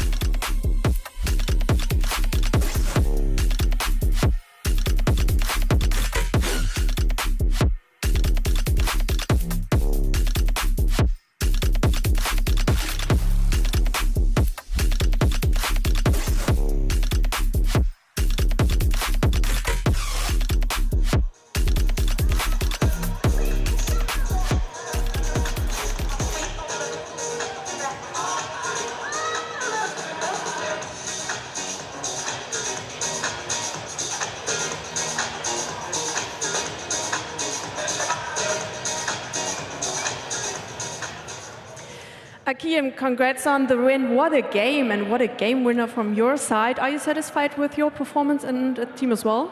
Yeah, I'm really excited with the team's performance. We've been working hard. The Super League's been really tough. The organization put a lot of great teams in here, and it was tough for us at first, but just kept working, kept staying in the gym, so I'm really proud of us. Give us some insights into the match plan and also the plan for the whole weekend. Man, that's a great team right there. That's what, number 15 in the world. So it was tough. They had our number for most part, but it was just about like being mentally tough and staying patient because they're a great physical team. So that's what was it about. Someone told me you are a funny dude. So are you responsible for the good energy, the good vibes in the team? Yeah, I love to just be positive all the time. My teammates be like, you wake up like this? And that's how I am. But, you know, positive energy always carries over. So I feel like if I continue with that, then, you know, it'll spread to the rest of my teammates. We can feel that. Thank you for this amazing game and all the best for the next ones. Thanks. Thank you. You heard the man. Positive energy carries over, and Brooklyn, with all the positive energy in the world, get an improbable W to start their campaign here at the 3x3 Super Week's final stop. Look at the highlights. The man was on one. He was getting buckets left and right. This one, the one to cap it off, the scoop shot for the W. It's Akeem Ellis and Brooklyn who come away with a big, big victory with hopes of continuing. Now, we don't have time to rest on that one very long because we shift our attention back to the 3x3 Wheelchair Super Cup right now. A matchup between SV Bonn and the Kieler Wheelers coming up. And let's get you reintroduced to the squads.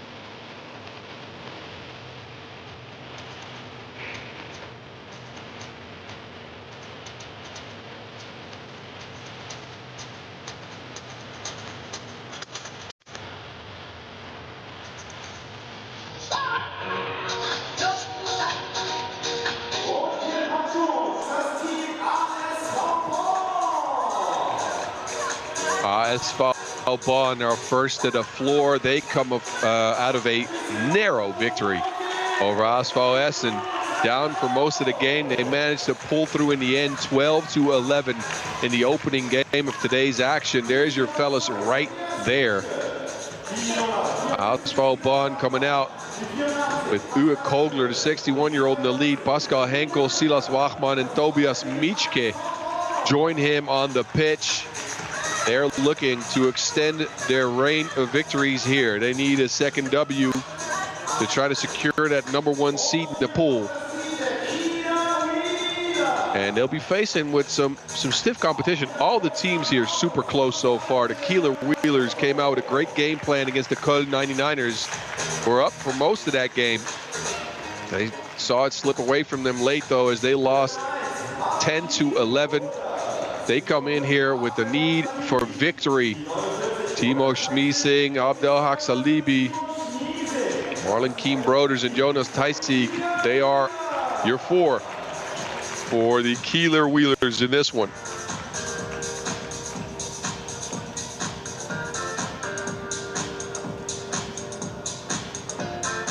Die Referees für dieses Spiel sind Stefan Dicke und Daniel Wagenschütz. Referees in this one, Stefan Detgen and Daniel Wagenschütz. As we get ready for a couple of 10-minute wheelchair sprints here. We'll see this game as well as SV Essen against the Köln 99ers before we get back to the Men's Super League action. And then all four teams will come up right around 6 o'clock local time here for their last game of today. First, the coin flip, of course.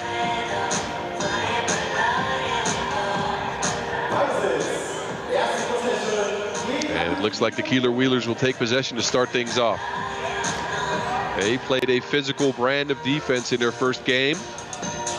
Had enough shots to go down early to make it super interesting. And again, they picked up a 6-2 lead over the Köln 99ers, but they couldn't hold on for the win. Lost it down the stretch there.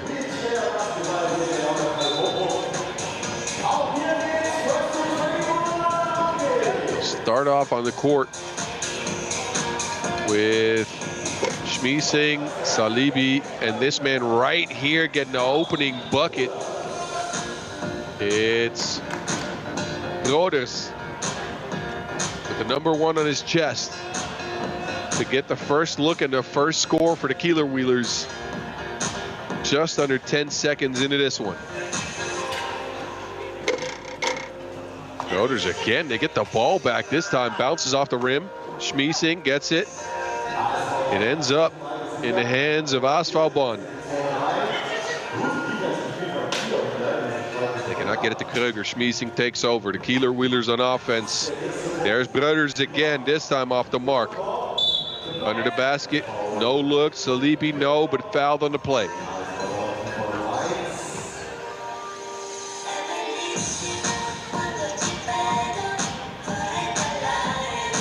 Abdel Haq Salibi on the stripe.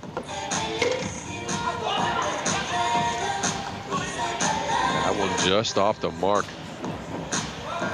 These are the ones you want to get. Salibi, 42 years old. From Kiel, as you expect, with the name Kieler Wheelers. And then Bonn takes a little bit too long on that offensive possession. Kröger. Shot clock violation on him. Quick pass down low. Brothers, no space for his shot.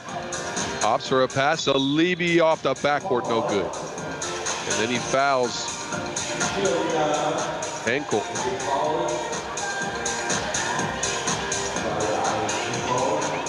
First foul, the Kieler Wheelers. Kröger takes it. Quick hands there by Brothers. A call on the floor, though.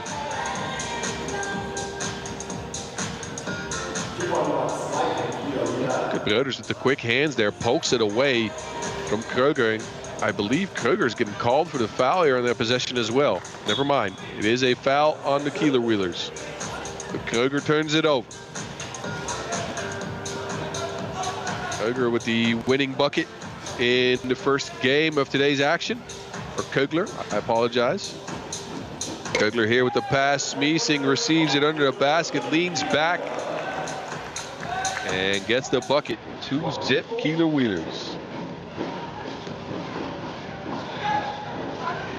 Kugler, lead pass, but not saved from going out of bounds. Bachmann couldn't get to it. This is what worked last time around. Schmiesing almost from behind the backboard. Dexterity to get that up and in was special. Just like in their first game, the Kieler Wheelers take an early lead. Kugler. Kugler looking to operate. Kugler free to the basket. No one home. We with the Kugler with another score. And ASV Bonn is on the board. Kugler with the contest. Brothers with the miss. Kugler again now trying to put some moves on Brothers. Can't get past him. Takes a dribble. Pass underneath. And that took just a little bit too much time. There's a 12-second shot clock. And it ran out on ASV Bonn. Kieler Wheelers will get possession back here. Salibi pass down low. Brothers going backwards.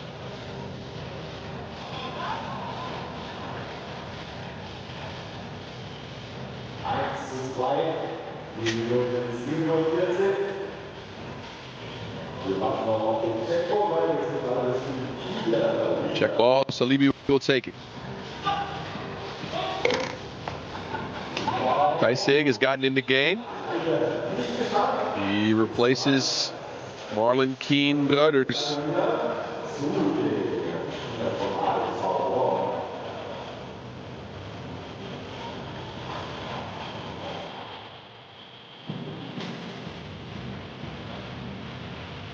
Kugler. Going backwards. Kugler is open. Midi pull up, no good for Kugler. Rebound traced down. Low pass into Kugler.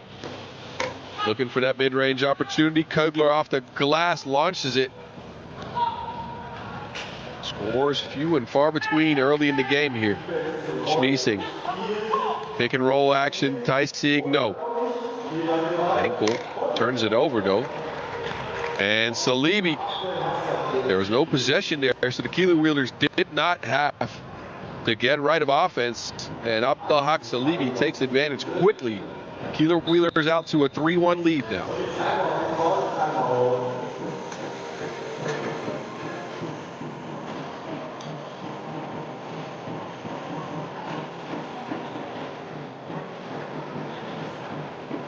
TV timeout, and we look back at some of the moving pictures from this one so far. Henkel with the last turnover.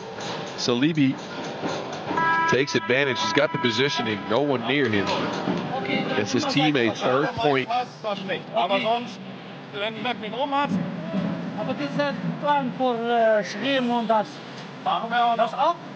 Weiter geht's mit dem Spiel. Die Spieler kommen wieder aufs Spiel zurück.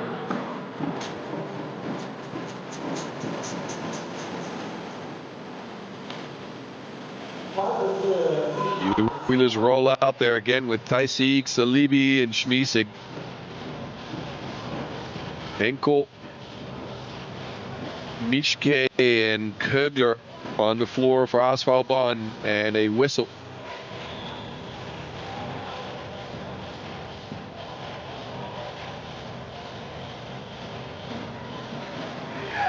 Kögler.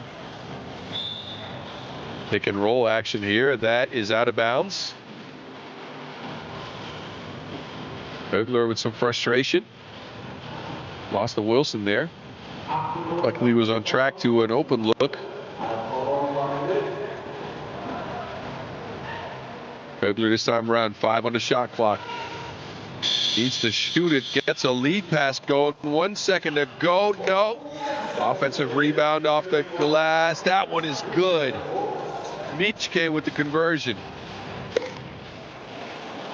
Salibi though, got an opportunity to get back, but this is the shot. Mischke with the clear here. They get it to Kögler, no one near him. Pulls in, protects the Wilson, but it takes a little bit too long. 12-second violation again. Kögler trying to tell Henkel, if you go that way, I'll get you a look. They couldn't quite get the offense going in this. So it's Salibi taking a check. Quick move. Schmiesig, pass down low. Taisik. Contested, look no good, but another offensive rebound for the Keeler Wheelers. Taisik this time around with the finish.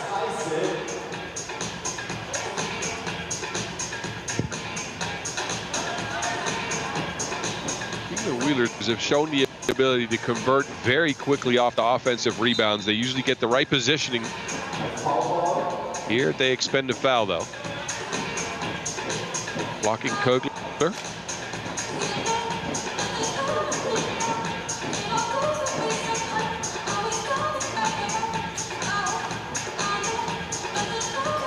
Kögler this time going right around Salibi. Again, that pick and roll action, but it's broken up this time. Salibi has it. Give and go with Taisik, no good. Kögler tracks it down, passes out. Mischke is wide open, down to Kögler. And a big bucket. Good positioning on Kögler with the seal there. Salibi off the glass, helps his team to a 2-point lead yet again though. Kögler, they go back to that screen and roll action. 2 on the shot clock, he has to shoot it. That offense took too long for the shot clock.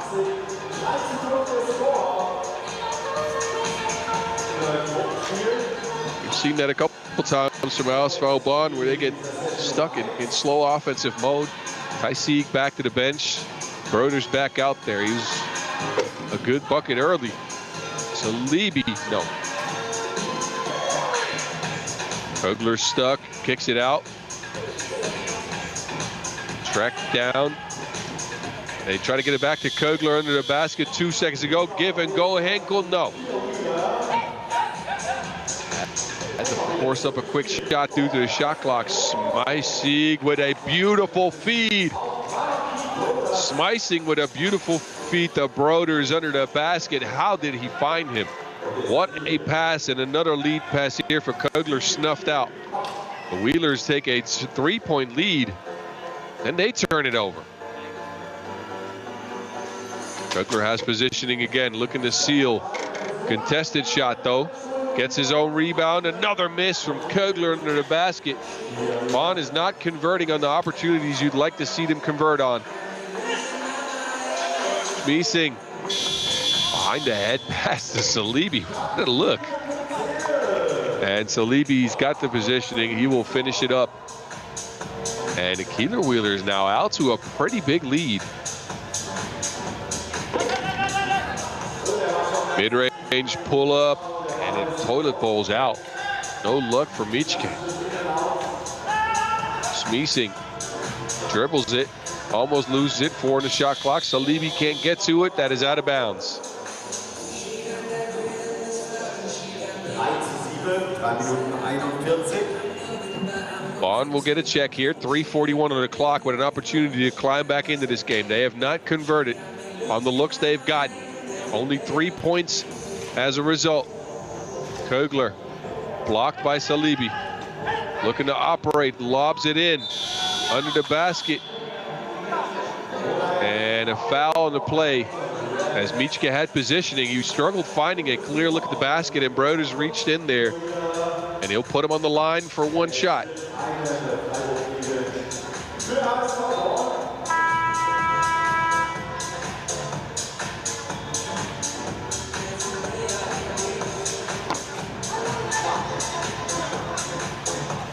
Also not converted.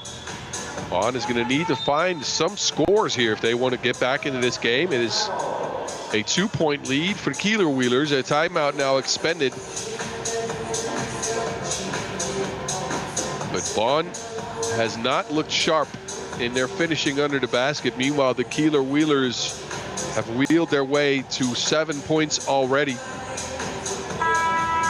And they control the offensive board. Anytime they miss, they're likely to get an offensive rebound, and then Salibi's usually in position to score under the basket. You can see it here. Offensive rebound, lob pass down low, Taisig, easy finish. This is what worked for Bonn so far. It's Kogler under the basket. He has positioning, but oh my. Big bucket from Salibi there. 8-3. This lead's becoming quite sizable. Kogler needs to convert here. Leans back. Oh no, another miss. Kogler finally off the glass, up and in. Draws his team back within 4, but the clock not in Bonn's favor. 3 minutes left.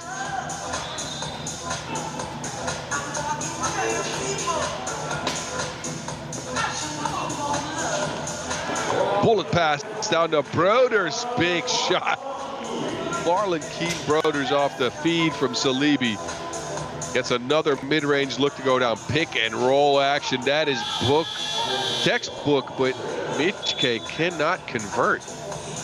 It's been the issue for Bonn all game long. They get open looks. Look at this. This is actually Keeler Wheelers who get Broders a look leaning backwards. That mid-range fadeaway has been money.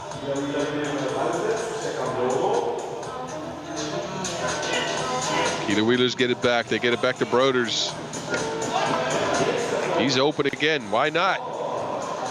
He's been pure from mid-range, as mentioned, and they leave him open. Keeler Wheelers now hold a 6-point advantage against Bonn, who has not been able to score. They try to get one here off the glass, and it's good. Michke does something.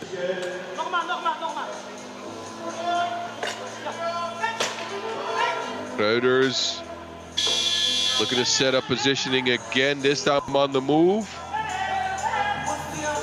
Offensive rebound. Schmiesing traces it down, and then Broders gets it back. This has been the story of the game. The Keeler Wheelers have dominated the glass. Kogler has positioning here. Good contest by Salibi. Backwards, but he still forces a missed shot, and it's tapped out of bounds by Michke.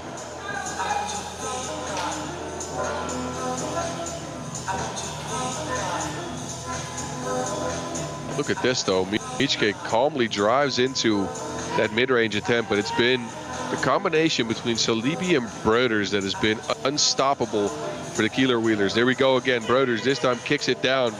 Schmiesing traces it. Lob pass into Salibi. What a feed and what a find.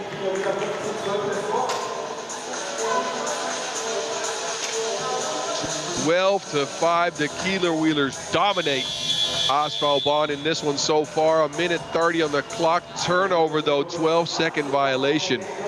As Bonn takes too long yet again. Look at the pass from Schmiesing. He found them like Liam Neeson. Come on, take it. Anyone? No? This time they find Schmiesing back, but he'll leave it short. Kogler down low. Henkel's been quiet in this one. He will do something back with 64 seconds left. I think the writing is on the wall in this one. Kieler Wheelers have dominated from start to now. Broders, why not? Misses the mid-range jumper, but a good attempt nonetheless. Kogler takes over. He'll get the pass down low. His pick and roll action has worked, but oh, Michke, another miss under the basket, and then they turned over yet again. Asphalt Bonn just doesn't have the touch in this one.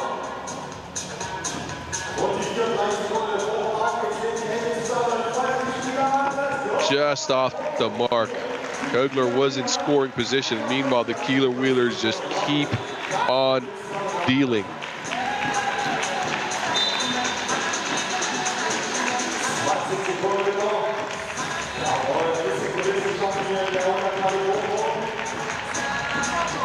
(13-6) in favor of the Kieler Wheelers. 20.1 seconds to go. Deep shot, Henkel, no. And another board for the team in red. Salibi tries one from range. Final shot coming up here for Asphalt Bonn. Kogler, no. Schmiesing to Broders, it won't matter. Clock has run out. But the Kieler Wheelers come through with a dominant performance as they take care of Asphalt Bonn. 13-6. They picked them apart with their defense, and Bonn just couldn't finish their open looks to stick with the Kieler Wheeler offense.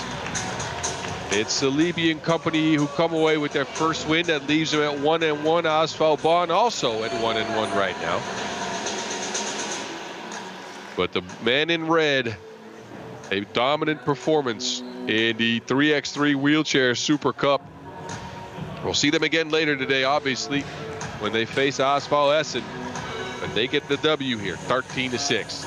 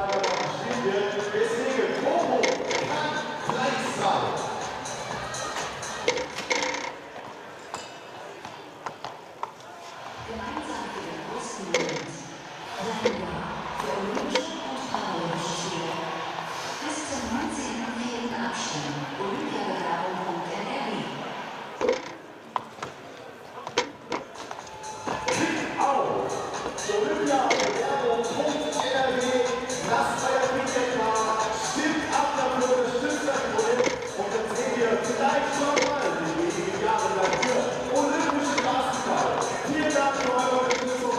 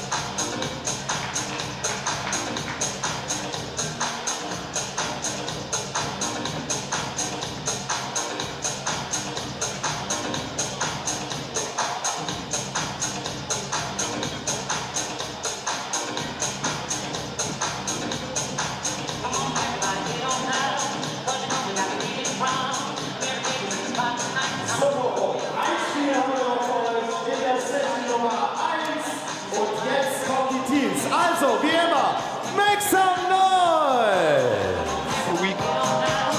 As we have another 3x3 wheelchair Super Cup game coming right at you. It's ASV Essen and the Köln 99ers.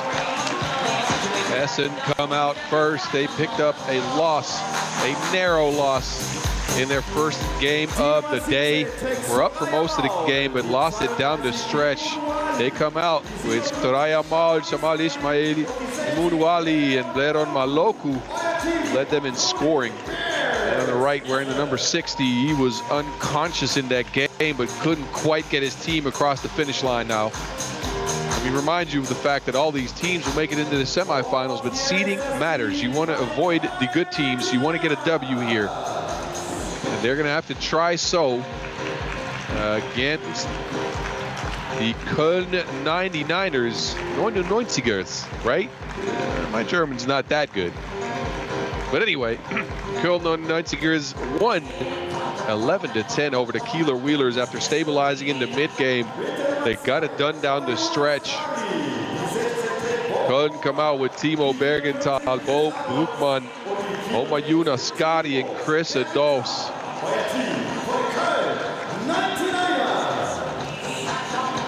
And it was Omayuna Scotty's mid-range game to get a lot of their action going.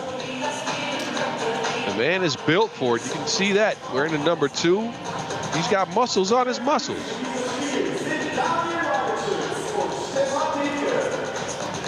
Threes in this one. Stefan Detken and Daniel Wagenschutz. They're holding it down. The Wheelchair Super Cup 2026 coming at you from North Rhine-Westfalen. Bochum, a place where all the action goes down. Make sure to hit us up on socials at 3x3_hub. That is where you'll find all the content on every action this weekend. And it's not just the court you see here. We got 4 other courts. We got a warm-up court for these teams. It is set up right here at Jahrhunderthalle.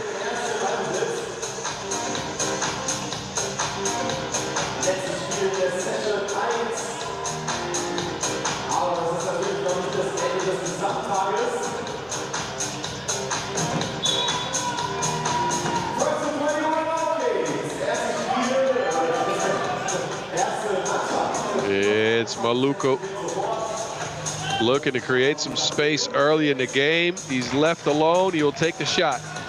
Scotty tracks it down. He gets it back. Ascari with the speed. Leaning back off the glass, just off the mark. Wally tracks down the rebound. Leron Maluku, leading scorer for his squad. Asfal Essen earlier. Here they're also called the Hot Rolling Bears. Ascari again putting on some moves. No space, has to take a shot low on the shot clock.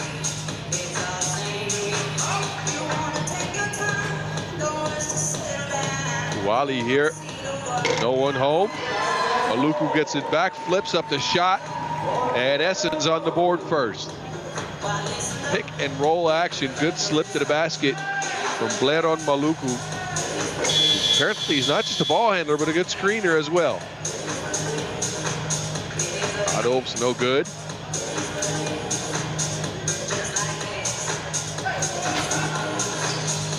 Maluku on his way to the rack again, dumps it down, no.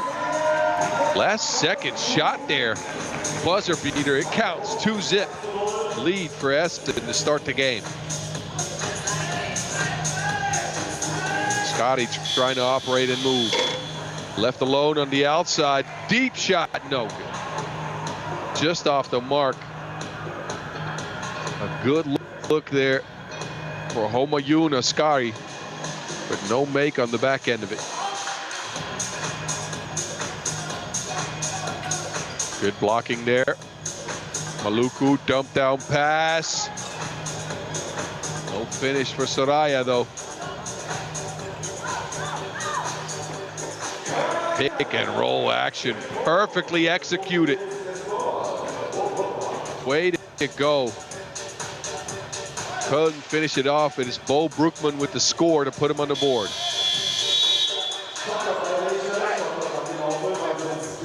Shot clock violation on Essen. Soraya got stuck there as well.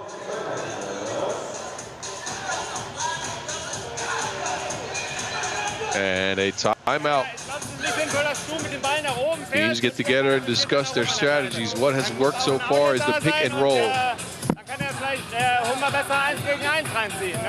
Aber nicht mit Ball und alles. Ja. Dann bleib mal draußen, kriegst du den Ball. Ich spiele 1 gegen 1. So, Taktikbesprechung ist zu Ende. Timeout ist zu Ende. Also wieder zurück aufs Feld. Zurück auf dem Field of Play. This is the replay. Maluku slips the screen there and flips up the shot. On the other end, pick and roll action, and Broekman finishes the job. So again, that ball screen's been lethal so far. A 2-1 score going into the middle stretch of the game here. 7:30 on the clock. Scotty, a look. He stops the chair and pops the shot.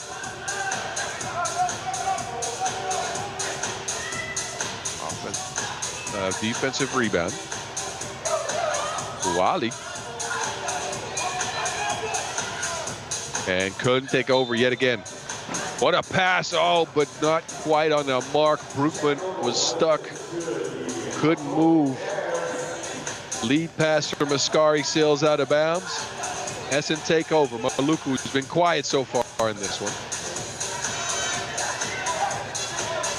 Gets back out to the two-point arc, lines up a chair, passes to Wally, needs to take a shot here. End of the shot clock.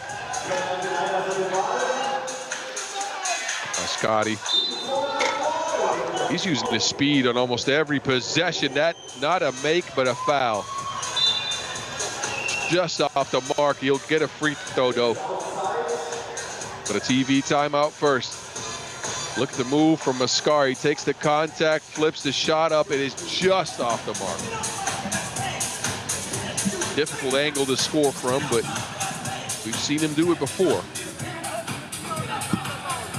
But his team's still stuck at 1 point. He could change that from the free throw line.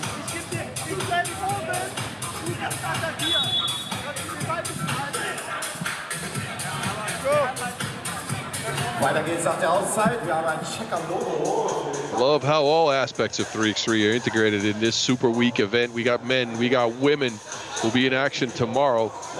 And we got wheelchair as well. It's been dope to watch the action.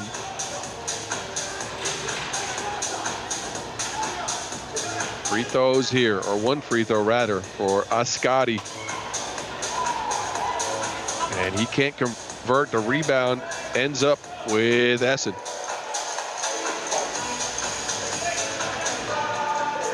Spin move. Maluku, no space. Gets a screen. A look at the basket, off the glass. There's Blair and Maluku. Maloku, rather, sorry. A 3-1 lead for Essen now. Bergenthal gets it into Ascari. Ascari answers right away. Good play, good positioning. Maloku defended well. Wally has to force it up. No good. Ascari, quick transition. He clears it. Doesn't even need his hands to steer. The man is gifted. But it ends up a turnover. Blocking on Wally there, pokes the ball out.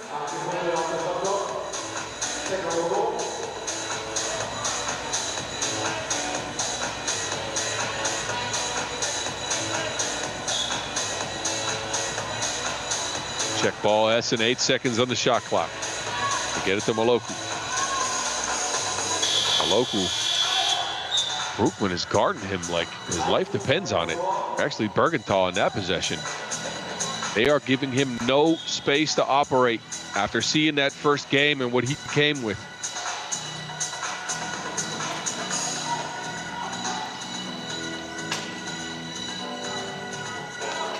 Ascari contested. Second shot no good. Rebound Essen. Maloku finally some space to operate. Blocked yet again though. Maloku on his way to the rack now. Over Ascari. Fallen, almost hits it. And it ends up, I believe, a shot clock violation.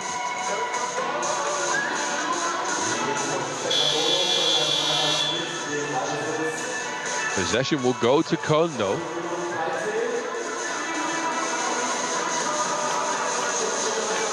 Ascari frees himself up on the baseline. Took his time, front iron. Low scoring affair here as we're halfway through this 10-minute sprint. Wally the screen there, but it's an offensive foul. Maloku parked his wheelchair right into the defender. You cannot do that. Second foul on Essen.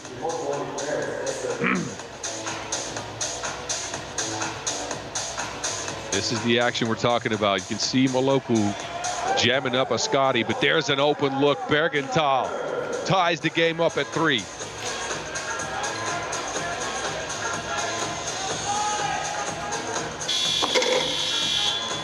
Maloku deep, but can't find the range in this one so far. Bergenthal lobs it. Ascati open. Doesn't take a second about it. Quickly squeezes a trigger, and it's 4-3. Handoff action for Maloku. That takes too long to develop. A 12-second violation will get Köln the possession.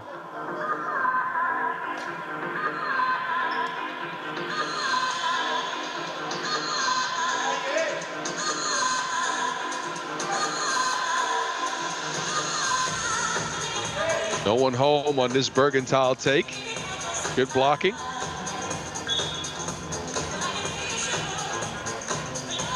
And then he lobs it into his teammate Ascati, who secures them a 1-point lead from inside the arc. Inside the paint, rather. Ascati here could add to it. Soraya with the board.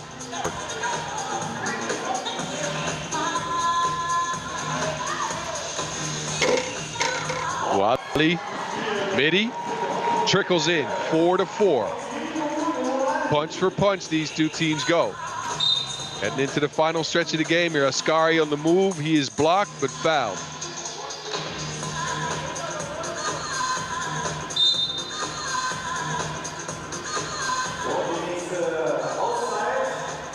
Look at the speed on Homayun Ascari here with the give and go. And then on the other end, Uali. Shooter's bounce from Mamoun. And a TV timeout now. Every score matters at this point, as these teams are separated by none other than nothing.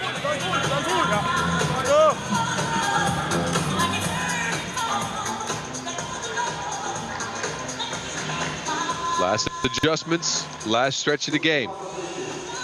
A win would be big here, especially for Essen, who lost a narrow one in their first game. Köln already have a win, could go to 2-0 with a W here. Ascati, 3 on the shot clock, lines up that chair, 2 balls up. Homayun Ascari, big shot.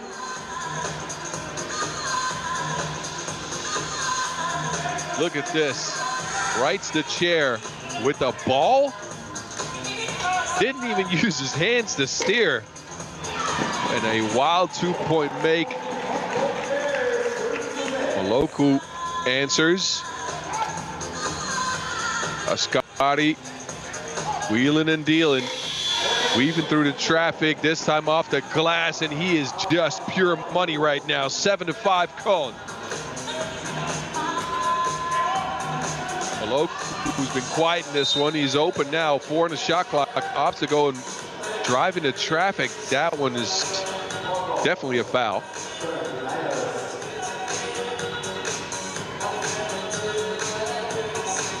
Trying to help him to his feet. And they manage. Good sportsmanship. Look at Ascati weaving through traffic here, getting himself into great position for that score.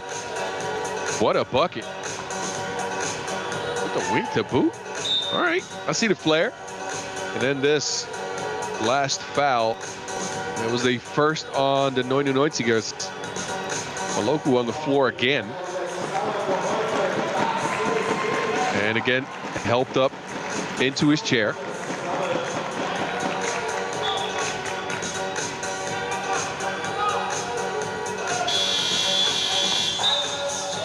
Wally End of the shot clock. Wild attempt. That one off the mark. Köln back in possession, could make it a 2-possession lead here, which is huge going into the last 2 minutes, 35 seconds. And again, Köln here could go to 2-0 with the win. Would be a big step towards getting that €1,000 prize bag. Bergenthal, good defense. He lobs it up. Ascari's open. The connection yet again, 8-5. And Ascari takes the ball right away. Köln with another possession. It's poked out of bounds.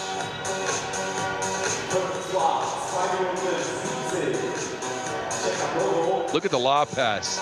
Bergenthal, it looks like this is a dead offense, but Ascari gets just enough daylight and gets his team a big possession. Another 2-ball from Ascari down. 10-5, Homayuna Ascari.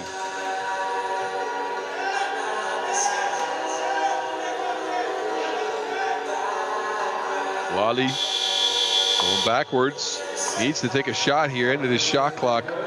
Most of Essen's looks over the last couple of minutes been heavily contested. And there goes that man again, Ascari.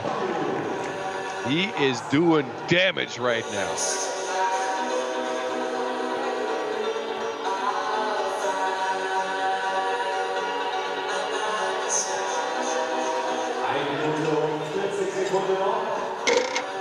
Loses Maloku. Maloku finally gets himself going a little bit. Essen will need his scoring if they want to get back into this one, but they leave Ascari alone. He speeds up, weaves, deals. Bucket again. Ascari on a mission right now.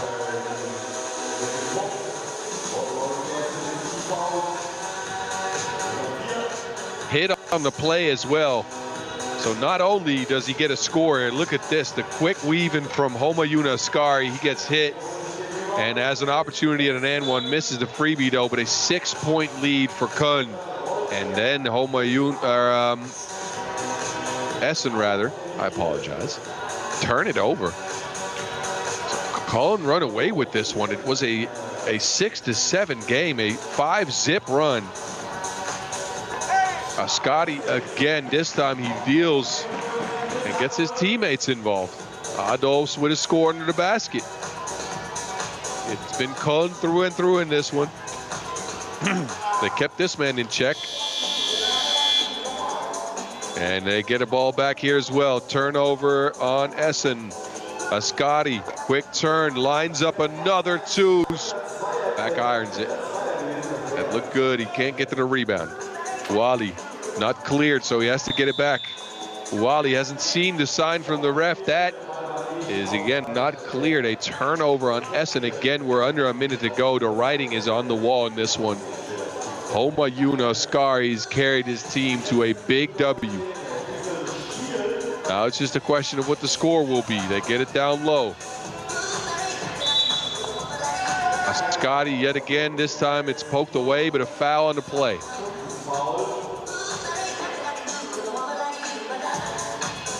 Wally reached in there and he got a piece of arm. Again on the lob pass, yeah, he just smacks the arm of Ascari there. He's tired of this man scoring, but he's putting him at the line. 5th foul on Essen. And Ascari can add to his total here. Drains it.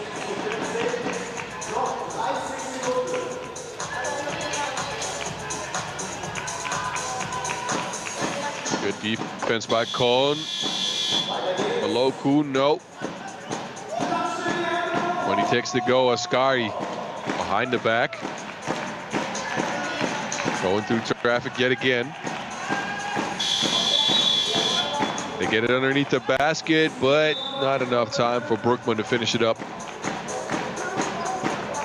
Leave 7.9 seconds. We know who's going to win this one. Now it's a matter of score. Maloku, mid-range, no. Wally, one hand, and he's fouled.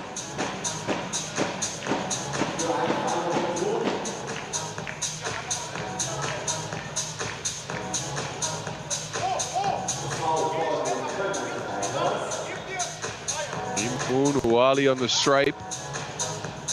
Get his team up to 7 points with Kohn's second foul and secures that one.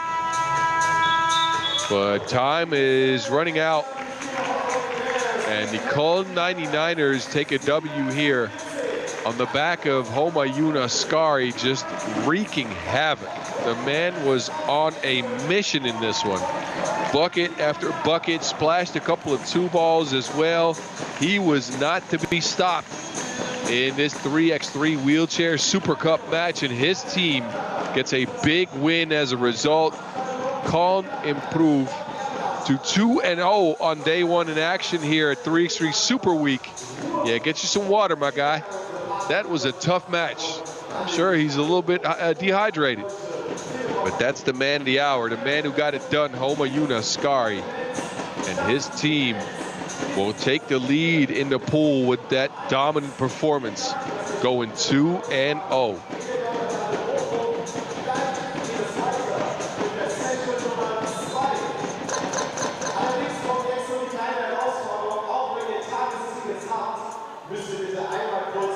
As we see the scores down below, we will head into a short break.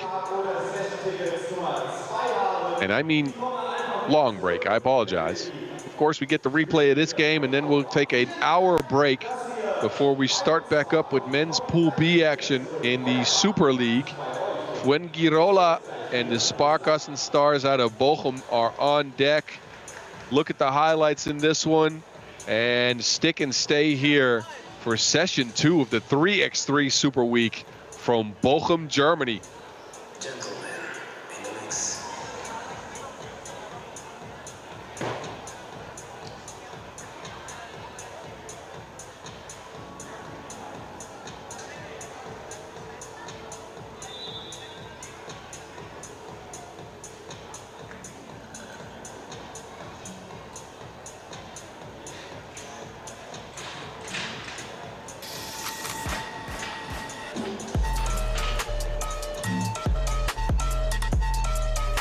I'm back, my name. Yeah. What you talking about? Bitch, I'm back, my name. I am where it's at, you should know I got it in the bag.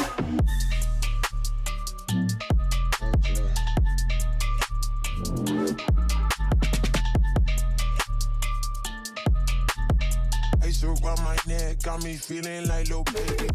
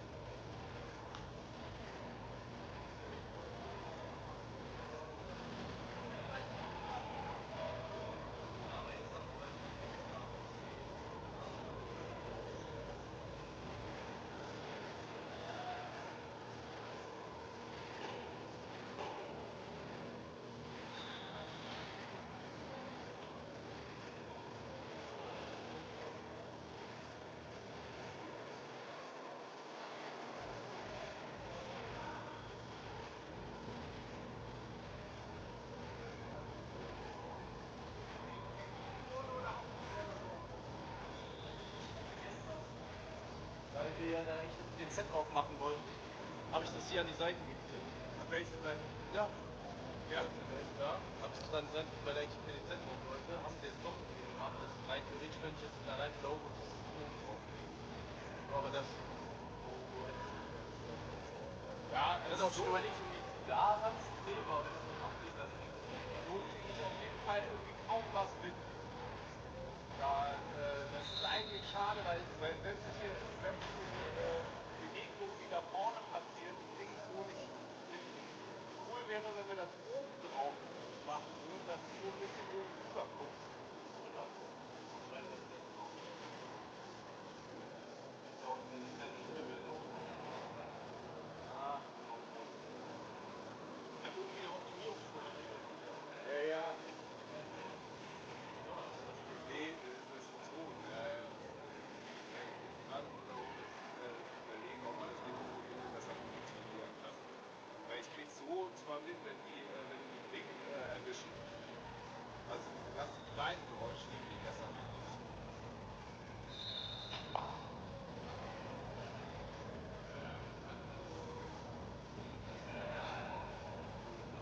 Irgendwie gibt das dann nach vorne durchkommt.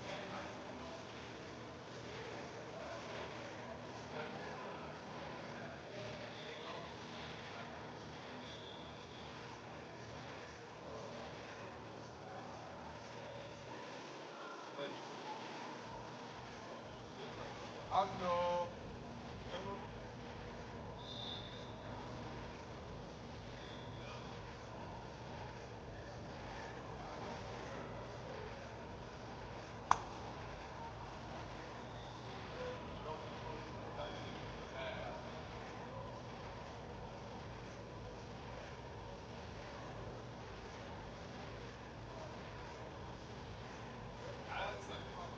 Schöner, wenn man den Rest komplett